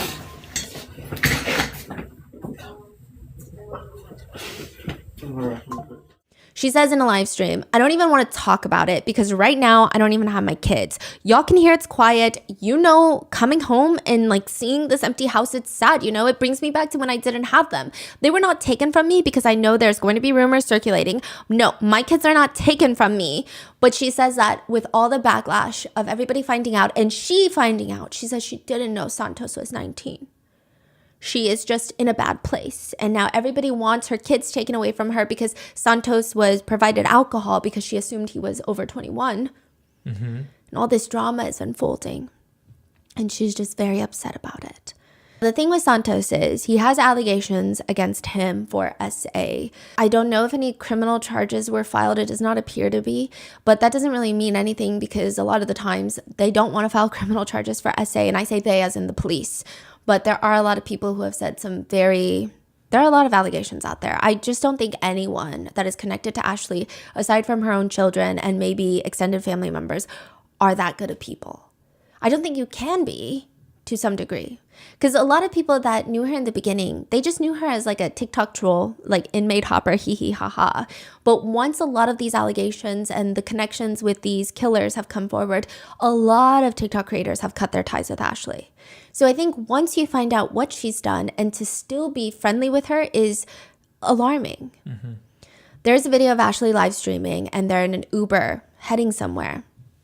She's in actually, it's not an Uber. Her security detail is driving. I don't know why she has security. It's very much Jen Soto vibes. She says she needs security because anytime she goes out in public, she's just hounded and just constantly recognized. So her security is driving and it's one of those 3-row SUVs. Security is in the very front and in the middle seat, you have Ashley and her 2 friends. And in the very last row behind Ashley, you have Santos and another girl who is also a TikTok streamer. While Ashley is live streaming, dancing to music, you see Santos in the back. And it looks like he's shoving the girl sitting next to him, shoving her head down in a way that would indicate that she is engaging in oral activities with him. She does not seem to be enjoying herself. I'm not accusing anyone of anything. I'm just trying to describe the video. It's not exactly certain what's happening there briefly. What? Some netizens thought that initially she was doing a line of drugs. But Santos, being the upstanding character that he is shoving her head down to make it appear like it's something that it's not. Regardless, Ashley notices and her whole energy shifts because she looks very upset when she starts putting two and two together. Again, a lot of netizens were freaking out because they didn't know what was taking place, but it's definitely not a great look. Netizens are very split on how to feel about this. Now, I end up finding clips, and there are, I mean, I'm sure a lot of people have if you're really deep into the Ash Trevino lore like I am right now, and in that case, I'm sending you some luck. But I did find this one clip where it appears the girl in the back seat addresses the situation, as in she did engage in intimate relations in a car full of people. Yeah, I'm gonna be real, I did do that. He deserved it. He was working hard. He was taking care of us. He was very nice to me. He was doing a lot of stuff for me. So I sure did. What about it? Y'all haven't? What? Yeah. What? I looked at the camera after the fact. Honestly, I didn't even know she was like live. She basically blasted me. Yeah, she's doing it on purpose. So she blames Ashley for putting this on live stream, but she does claim that this did take place. I will say that she is also a very questionable character. She was caught on her child's father's Ring camera, so her baby daddy's Ring camera, if you will, driving to his house with her newborn baby in the middle of the night, leaving the newborn baby in the car seat on the front porch, ringing the doorbell, and then booking it back to her car while giggling. She's like, hee hee, and then leaving. Like she's ding-dong ditching someone, but it's just abandoning her own child so that she can go party and do God knows what. He ends up posting that Ring footage. These are crazy. Yeah. Santos addresses the whole situation, and he has a completely different story. He says nothing happened in the backseat. She was just reaching over for her phone, and her mouth just happened to be open. Clearly, he thinks it's funny. Ashley then goes on to have a huge falling out with Santos briefly, where she claims he essayed her. She says, I'm getting everything together. I'm getting videos. I'm getting everything. I got text messages, everything. She says, I got bruises on my arm right now. I got bruises right there. I'm not under his spell no more. I'm not going to play anymore. I do believe that Ash Trevino can be a terrible person and can be essayed. I don't think that those two things are mutually exclusive, but I do think that in this situation, it's very hard to take the allegations seriously because she'll go and hop on a live stream with Santos after she makes these allegations, and she's like, You said I essayed you? You said that about me. No, you said I essayed you. You said that about me. Did I essay you? Answer this. You said that about me, yes or no? You said that about me on your live. That's all you said. They continue to go back and forth before calming down and giggle-gaggling, because while Santos is arguing, he was in the midst of getting a tattoo, which Ashley jokes that he should get her name tattooed on him. And all is well in the morally bankrupt world that is Ash Trevino. Until 20 hours later, Ashley starts getting emotional on live because Santos had texted her that he can't do this anymore, that the situation has just spiraled out of control. In any event, this sends Ashley into a full-blown orbit, and she goes onto a trip with a bunch of other TikTokers. One of the attendees is a 20-year-old woman who brings along her little brother. Now, this little brother becomes quite a controversy with Ashley. This is never ending. Yeah, there's pictures of them on this trip. It's so weird. It's like Ashley is their chaperone. But she's walking around the mall, and it's the way that she tries to act like she fits in with a bunch of teenagers when she's 36 and looks, 46. No offense. And they're all young. They're TikTokers. all young. In one moment on the live, she keeps trying to kiss him on the side of the face, which is very alarming. And even his older sister, Bree, is telling her, like, don't do this. Like, don't kiss my little baby brother. Like, you're too old for him. And then there's other parts of the night where she says that she wants to wear a dress for easy access, indicating that she wants Bree's little brother to have easy access to her. That's the problem, right?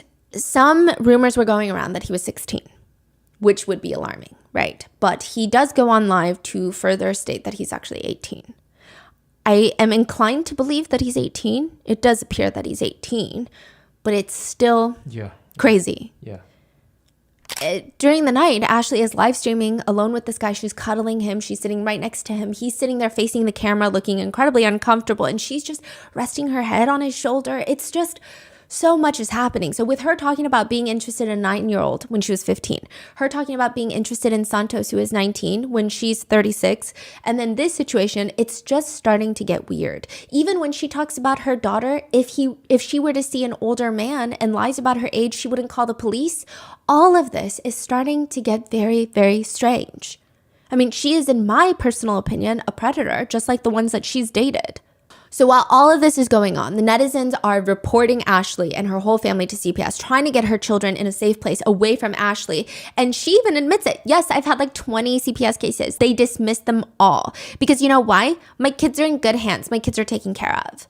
And she says, and the other day, I was laughing because whenever I was on live, well, before I went on live, I actually saw someone else on live. I'm not going to say who, but she was doing the same thing that I do. She was literally feeding her kids, and it's like what I do. And literally people in her comments were like, oh my God, she's such a good mom. You're such a good mom. You're like the best mom and this and that. And I'm like, bro, I do that same stuff with my kids. Y'all literally bash me. Oh, you're a bad mom. Oh, why are you doing this? Why are you doing it like this? Why are you doing it that way? Why are you feeding them like that? My kids were older than hers. And y'all are like praising this female. It's because y'all don't like me, but y'all like her. And that's what it is. That is what it is. In Ash Trevino's world, it is always the viewer's fault, all of this. In another live stream clip, she says, I don't even have my kids right now. So her kids are constantly wanting to stay with her parents, going to their grandparents' home. So they're either with their grandparents, it seems like they're there most of the time, and then Ashley will have them sometimes. And she says, I don't even have my kids right now, and it sucks, and it's because of y'all. I don't have my kids because of y'all. So yeah, they can come back anytime they want, but I just choose not to have them because of y'all. She also cries on live stream because one of her top gifters went over to her ex-best friend Heffa's live stream and donated money, and she's sobbing. She's genuinely sobbing. I'm sorry, guys. I had to end that live. She stole one of my biggest gifters, bro, and I don't think that's right. As a friend, you should never steal your friend's gifters. Not when her kid needs to go to the hospital or is throwing up or has a burn. She's crying. She's crying more than when she cried about her late husband, her ex-husband dying. Who are these donors? Like, who's donating? Who's her top donor? A lot of people have questions about that. Who are these people? We don't know. And I feel like there are a lot of causes out there that they could be donating to that don't include Ashley Trevino. Yeah, she's crying that her top gifter, she says, my friend Heffa, because she's the one that got the money. She has money. Her husband has a trucking company. I have nothing but this. If I don't make money on TikTok, I make nothing for my kids and they can't eat. Okay? She's wiping tears from her eyes. She stole one of my biggest gifters, bro. And I don't think that's right. This is how I support my kids. I don't have their dad's child support no more. He passed away. Do you think that I asked God to take their dad from them? No, I didn't. Do you think I said, God, please take their dad? No, but he died. Her daughter then comes into the room to tell her, I love you, but you need to quit saying stuff about my dad, okay? She also states that she just started her partying life. She says that everyone is accusing her of being a partier. And she says, no, before this, she was a mom and a wife. She just started partying like just 5 years ago. 5 years ago. Just 5 years ago. All of this comes to a tumultuous boil when Ashley Trevino decides to take her kids onto her very first podcast appearance. She is going to the Bop House, which is a content house for OF creators based in Miami, I believe. And Camille is going to interview them. She's a famous OF creator who also has her own controversies. She's the one that was viral for having her brother on the podcast and asking him about what it's like to have a sister who's on OF. Christian, tell him that it's not that bad having a sister that does. Oh, it's horrible. No, I couldn't even go on a field trip. Like, I got bullied so much, I couldn't even go on a field trip. Isn't that insane? And it was just a very, a lot of netizens felt bad for the brother, I guess. I don't know too much about Camille's lore, but Camille does not ease up on Ashley. She asks them, do you think TikTok changed y'all's life for the better or for the worse? Ashley responds, I can honestly say I've been blessed by TikTok because not only do I get paid with the battles, I get paid with the views. But if I could go back to my life before where nobody knew who I was, I liked it. Mhm. I only had like 50 to like 100 views in my lives. Mhm. And now there's like thousands of people that watch me. So keep the money, take away the fame. Literally. Yo, just unfollow Ash Trevino. Literally. Make her not popular at all. Literally. She hates it. Cancel me. Y'all want to cancel me? Ashley's daughter responds, I feel like I would rather go back to my old life. Yeah, like we have money, but I don't like being online publicly. I'm growing up. That's why I'm homeschooled too. In the beginning at school, people noticed my mom and I got a lot of stares in the cafeteria. So if I could, I honestly would go back to my old life because being a nobody to people, because that's when I was more confident. I didn't care how I looked. And now since I'm public, I care more about how I look and how I go out and stuff. In Camille's podcast, she says, so I always try to tell everybody that I'm always going to be the villain in their book. This is Ashley. She's saying, I'm always going to be the villain in everybody's book. She says, they've already got this persona that they have of me, and that's just who I am to them. I raised my kids since they were born. This is a lie, she said in other live streams that her parents mainly watched her kids. She says, I've never left their side. Still to this day, I have never left their side. She claims on the podcast that after the father of her children has passed away in 2023, she accuses his family of coming out online to, quote, get clout. Yeah. What? She says that his family are trying to gain clout by bad-mouthing her on the internet. And it doesn't seem that way. It seems like they're just trying to get closure. And like, what are you doing? Stop talking about the girl's father. Like, you don't even, why are you doing this? Like, this is so messy. But she says, as soon as my name started going across the internet, they started coming out with certain stories. Oh, I'm the kid's dad's friend. I'm the cousin. I'm the aunt, whatever. Now they're trying to get the followers. They're trying to get this. They're trying to get that. But in reality, they weren't there for my kids like they should have been. Camille asks have there been instances where your mother has expressed feelings of jealousy towards you, and how has that affected your relationship with her? Her eldest daughter, H, responds, there's this video going around of my mom being jealous of me when I was little for having a better relationship with my dad than she did. And it just looks like Ashley is staring her child down while she's talking, where Camilla has to be like the one to remind her, I mean, girl, that's his kid. That's his whole kid, not you being jealous of a baby girl. Like there's nothing to be jealous of? Meanwhile, Ashley is biting the inside of her cheek, staring her daughter down. Her daughter continues, I mean, I am her daughter. They say I look like her, so there's nothing much different from us. I have more followers than her, so maybe that. No way. Yeah. Yeah. Wow. Which Ashley then takes the mic to do her mom's speech, and it's something that she consistently does. I would like to say that Ashley is one of those people that is not a mom. She's not a good mom.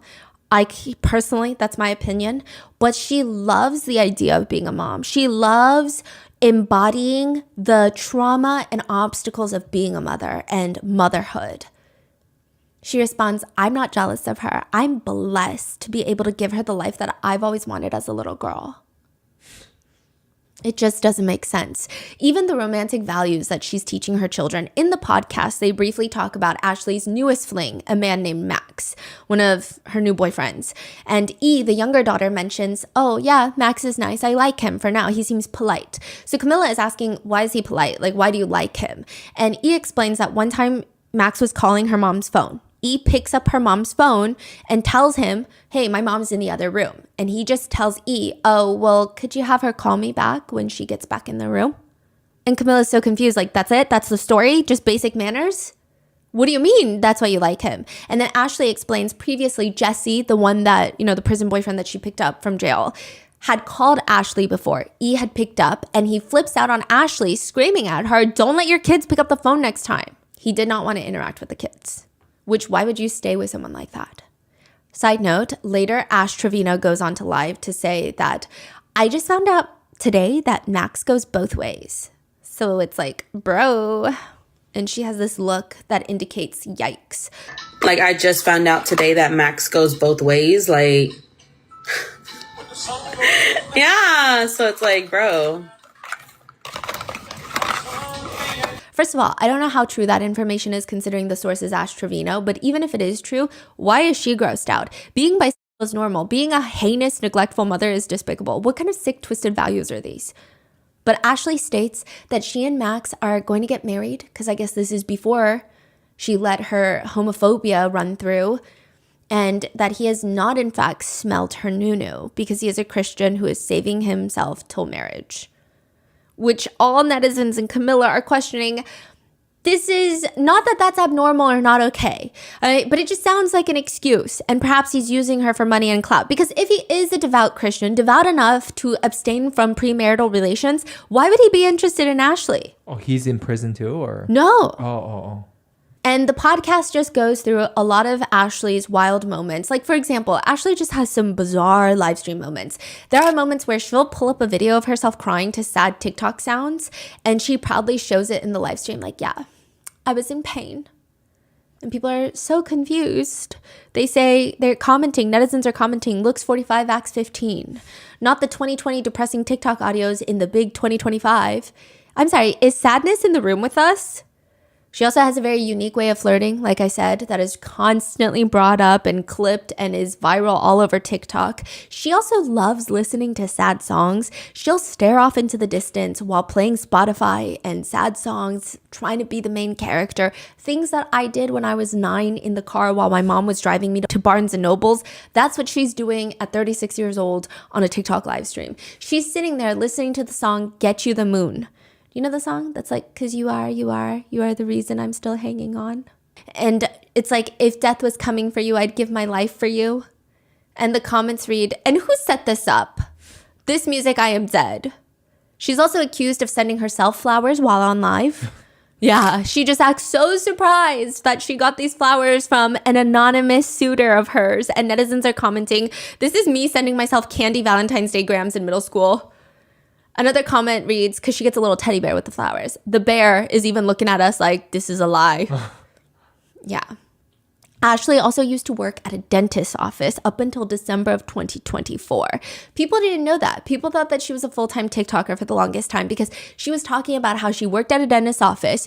The practice was sold to new management that was going to come in, and some of the new managers were Indian American. He gave us an option to stay with the new owners or leave. And I chose to leave because they were Indians. And I'm not working under no Indians. I'm sorry, I'm just not. Yeah, she was racist. She literally, on one live stream, she was teaching her daughter slurs for all the races and ethnicities. It was really bad. Yeah. You can't really find one good thing about this person. No. But it's not true. She did not quit. Not that it makes her statement less racist, more acceptable, less deplorable, nothing.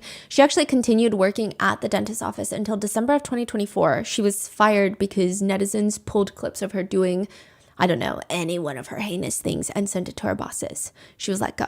There are allegations that she has bed bugs. She's in bed live streaming one day and a bug just crawls around her on the pillow, inside the pillowcase. Now, it's unclear if it's a roach or a bed bug, but it is clear that Ashley notices and she tries to get up. She acts super nonchalant about it instead of freaking out or even addressing it. Later, she's asked if she has bed bugs, and she says on the podcast, no, it was like a beetle or something. Again, what these people need to realize is I do live in a duplex. I have neighbors. So with that, whatever they have, it does transfer over. But I don't have like roaches or anything. No. She's asked, could there be potential bed bugs? No, I haven't found any. That was a beetle. But of course, people take one little thing, let it be a flea on your leg, and they're going to say it's something else. And again, that's why I'm moving. Because my landlord, I feel like for what I pay for there, I can literally find a place, a house somewhere. I want a 4-bedroom and 2.5 bath. I already have my mindset on what I want. Netizens disagree. They argue it does not look like a beetle, not even remotely, and it's just odd that instead of screaming or freaking out, because if you have the occasional bug, you start screaming and freaking out, but the fact that she just hides the bug from the camera and tries to play it off is very strange. In the interview with Camilla, as a joke, asks her if she's ever had a fake bag because there were rumors that her LV bags were fake. Ashley seems genuinely irked and she says, They literally think my Louis are fake. I can pull up the receipt right now if you want to see it. I can log into my Louis account right now. Oh, she got an account. I got a YSL account, Okay, Gucci, period. and Louis. She also talks about how at their age, She, Ashley, did not have a Gucci bag like her daughters. So she bought them a Gucci bag for hitting, I believe, 1 million or 1 million followers. You know what? I might have not had a Gucci bag, but I had their dad, okay? I think she's trying to say she didn't need a Gucci bag because she was in love and in a happy relationship. But that's really weird because why are you comparing that with your daughters? But it also feels so wrong because he recently passed away and the girls are clearly still grieving. It's a very bizarre thing to say. Yeah. Meanwhile, she states that some of her kids' friends are not allowed to come over anymore. This is in the podcast. She says because, quote, their parents don't feel comfortable because my address is leaked. Then why do you feel comfortable with your kids being there? Camilla asks Ashley straight up, so you don't feel any sort of guilt or sadness that they've lost friends because of it and they've expressed that? No, because it's not even for that reason, to be honest. I feel like some of their friends are jealous because of the life that they have. Camilla asks Ashley's children, do you think that maybe sometimes she can exploit situations to get views? I'm gonna be real, yeah. Ashley disagrees. She says if anything, she wants to protect her kids.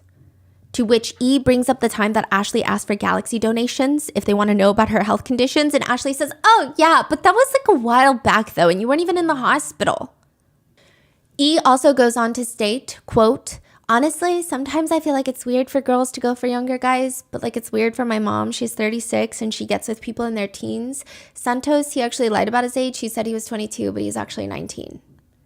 Eventually, Camille sends the kids out of the room so that she can talk to Ashley alone. And she says, Santos was caught licking your haunted rose on live. What the f*** are you doing with that? And he licked your rose toy. Why did he do that? Because Santos is a freak. Santos sleeps with everybody. Did he sleep with you? Am I supposed to answer that truthfully? Yes. Truthfully? Yes. Did Santos sleep with you? Did you sleep with Santos, actually? So, yes, we have done stuff. Okay. Twice. 2 separate occasions. With a 19-year-old boy? I didn't know he was 19 at the time. So this is before you knew? Yes. Claimed before you knew? Literally. Like, we did it twice, and it was literally before Christmas, so... Side note, Santos addresses these allegations of being intimate with Ashley in a separate live, and he says, I never hit the Nunu. Ever, ever, ever. We said, I want Nunu. We made that word up joking around. I never did that. Like, you have to understand. I walked into her room one time, and the bean dip was right next to the rose toy, so I'm assuming she eats while she plays, and I don't like that. That's nasty. Like, bro. Like, every time I had to Febreze everywhere, I had to shove toilet paper in my nose. I would never, ever, ever get near that Nunu, ever. And that's on arrogant.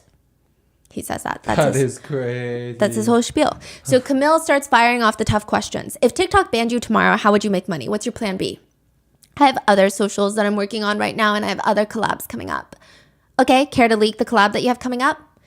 A good one. It's a YouTube video, so just know that there's going to be like 20 guys.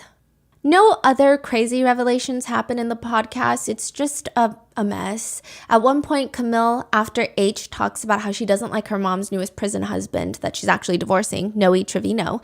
Camille says, y'all, to the girls, y'all just come live with us. Which H says, yes, please. But Ashley starts joking, well, now you have 2 new members. Ashley might have just been saying this without realizing the implication, but it's pretty bad. Camille is part of the Bop House, which, like I said, is a group of OF models that live in a house together to film content, 18-plus content. So Camille saying, come live with us, sounds very much like, I think we can take care of you better than your mom can. Just live with us, because that sounds miserable.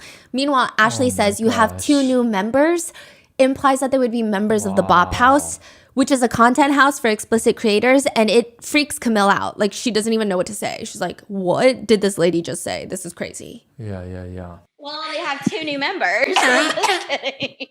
And probably the most explosive question in the entirety of the podcast is when Camille asks, question, do the kids have beds?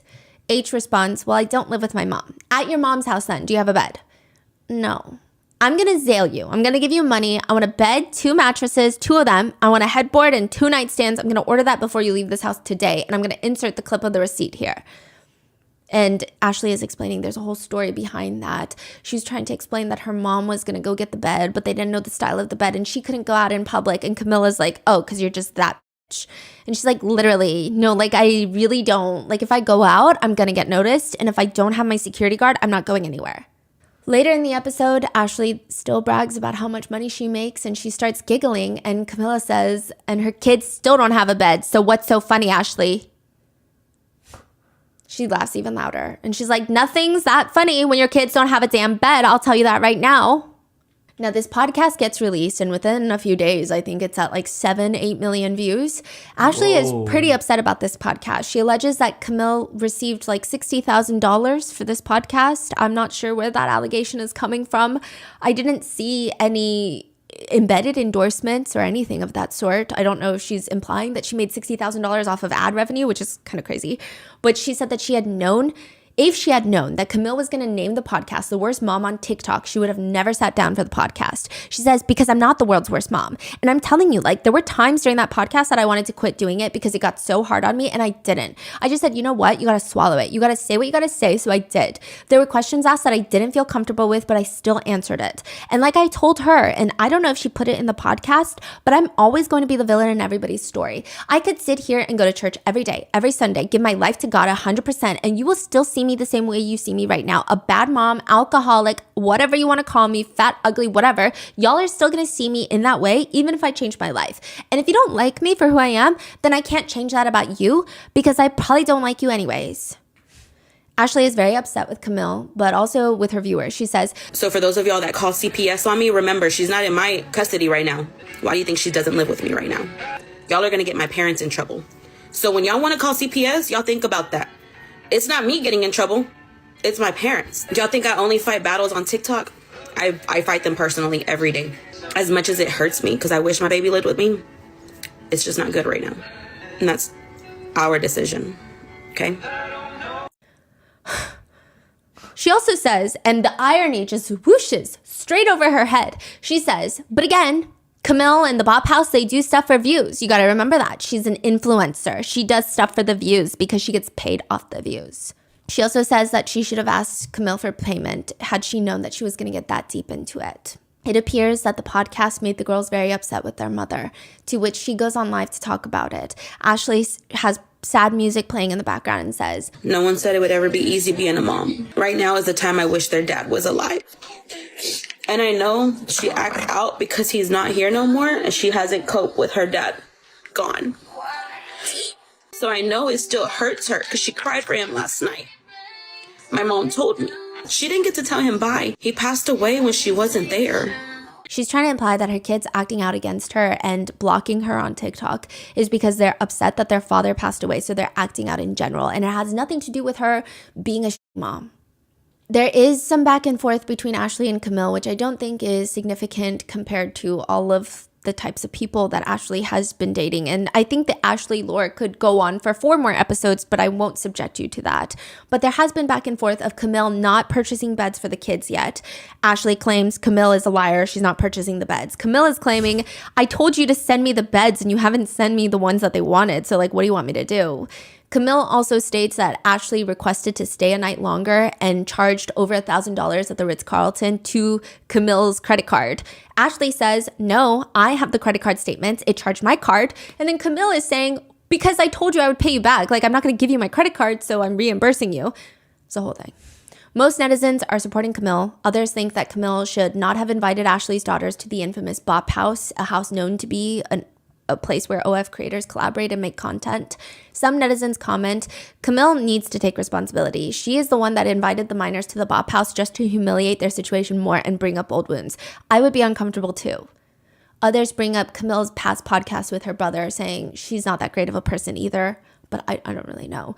Another one reads, Camille humiliated all of them. She may have said all those things just to get back at Ash, but those kids didn't need to be there. So netizens are just kind of confused on how bad of a mom can still have a platform and keep making more accounts, and more than that, still have people donating. Mm-hmm. That doesn't make sense.